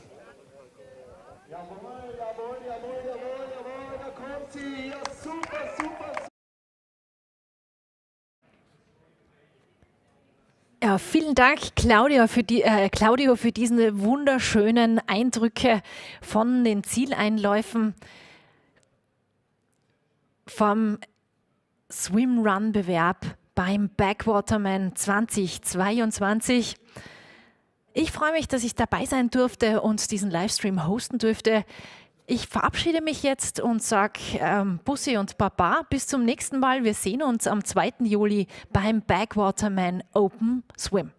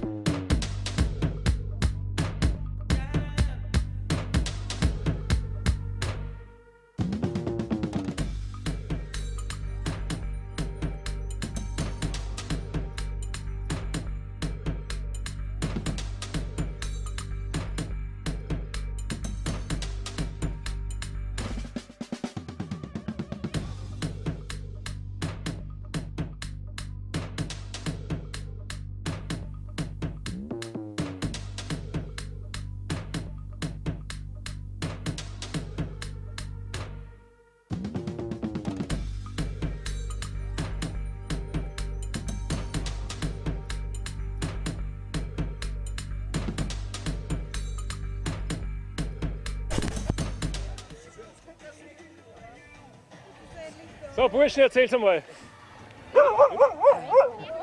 Was hast du gern gewusst? Ja. Marathon-Team, herzliche Gratulation zum Sieg. Wie geht's danke, euch? Danke. Wunderbar. Ihr seid die Ersten, die wirklich hier ankommen und genauso ausschauen wie auf der anderen Seite, nämlich total gut drauf. Naja, es war ein total schönes Rennen, wie immer. Ja, recht entspannt und ist ja nicht wirklich ein Wettbewerb, sondern einfach ein nettes Dabeisein. Das ist natürlich sehr böse für alle, die nachher kommen. Wer hat da eigentlich wen gezogen jetzt nochmal? Er hat mich gezogen, ja. Er ist immer vorn gewesen, er hat einen besseren Windschatten. Ja. Also er kann besser durch den Wind schneiden, durchs Wasser schneiden. Und obwohl er nicht so ausschaut, er ist auch besser drauf. Ich meine, ich sage mal, die Arme oder sowas, das Paddeln wäre wahrscheinlich einfacher gewesen, aber war er schwer zu ziehen? Naja, manches Mal ist er schon schwer. Also, schon ehrlich sein, ja. eine 40-Kilo-Dame hätte leichter gezogen, ja. Wir haben ja zuvor auch gesprochen, was redet man währenddessen. Ja, irgendwas, was ihr vielleicht nachher erzählen könnt, ja, wenn die Leute sagen, wie war's? Was wäre das Erste, was ihr erzählt? Ja, wir sind Erster geworden oder gibt es noch mal ein paar andere Erlebnisse? Du, eigentlich, wie gesagt, wie zuerst schon angesprochen, nichts Spannendes eigentlich. Du, eigentlich rennt man so neben sich her, ja. Bei dir irgendwas, eine Postkarte, das Schloss Ottenstein ist drauf. Was schreibst du hinten drauf? Was wir hinten drauf schreiben? Schön war's, ja. Und danke, Gerhard. Herzliche Gratulation euch. Danke, danke. Ja, ja danke. Das waren jetzt die ersten vom Marathon. Wir bleiben hier mit unserer Zielkamera noch ein bisschen drauf, beziehungsweise schalten noch zum ersten Pärchen über die Halbmarathondistanz. Und das alles hier im Sportland Niederösterreich TV. Und dann am Mittwoch ORF Sport Plus 19:30 Uhr.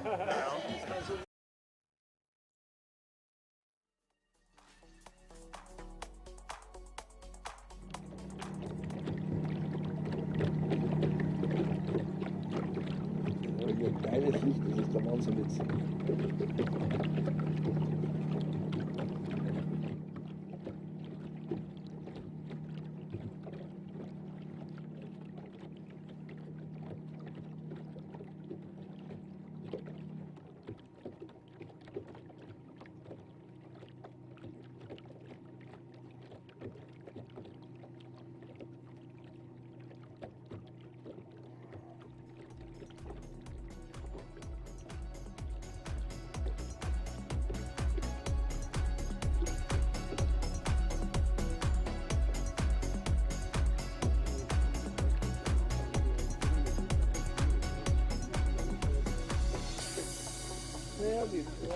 Aber die sind nein, die sind relativ weit runtergeschwommen, die schwimmen halt von oben und lassen dann runter. Das ist eigentlich okay auch. Der Handschuhe sind immer sehr straight an der Kante. Da sind wir jetzt schon ein bisschen am Boden können, ne?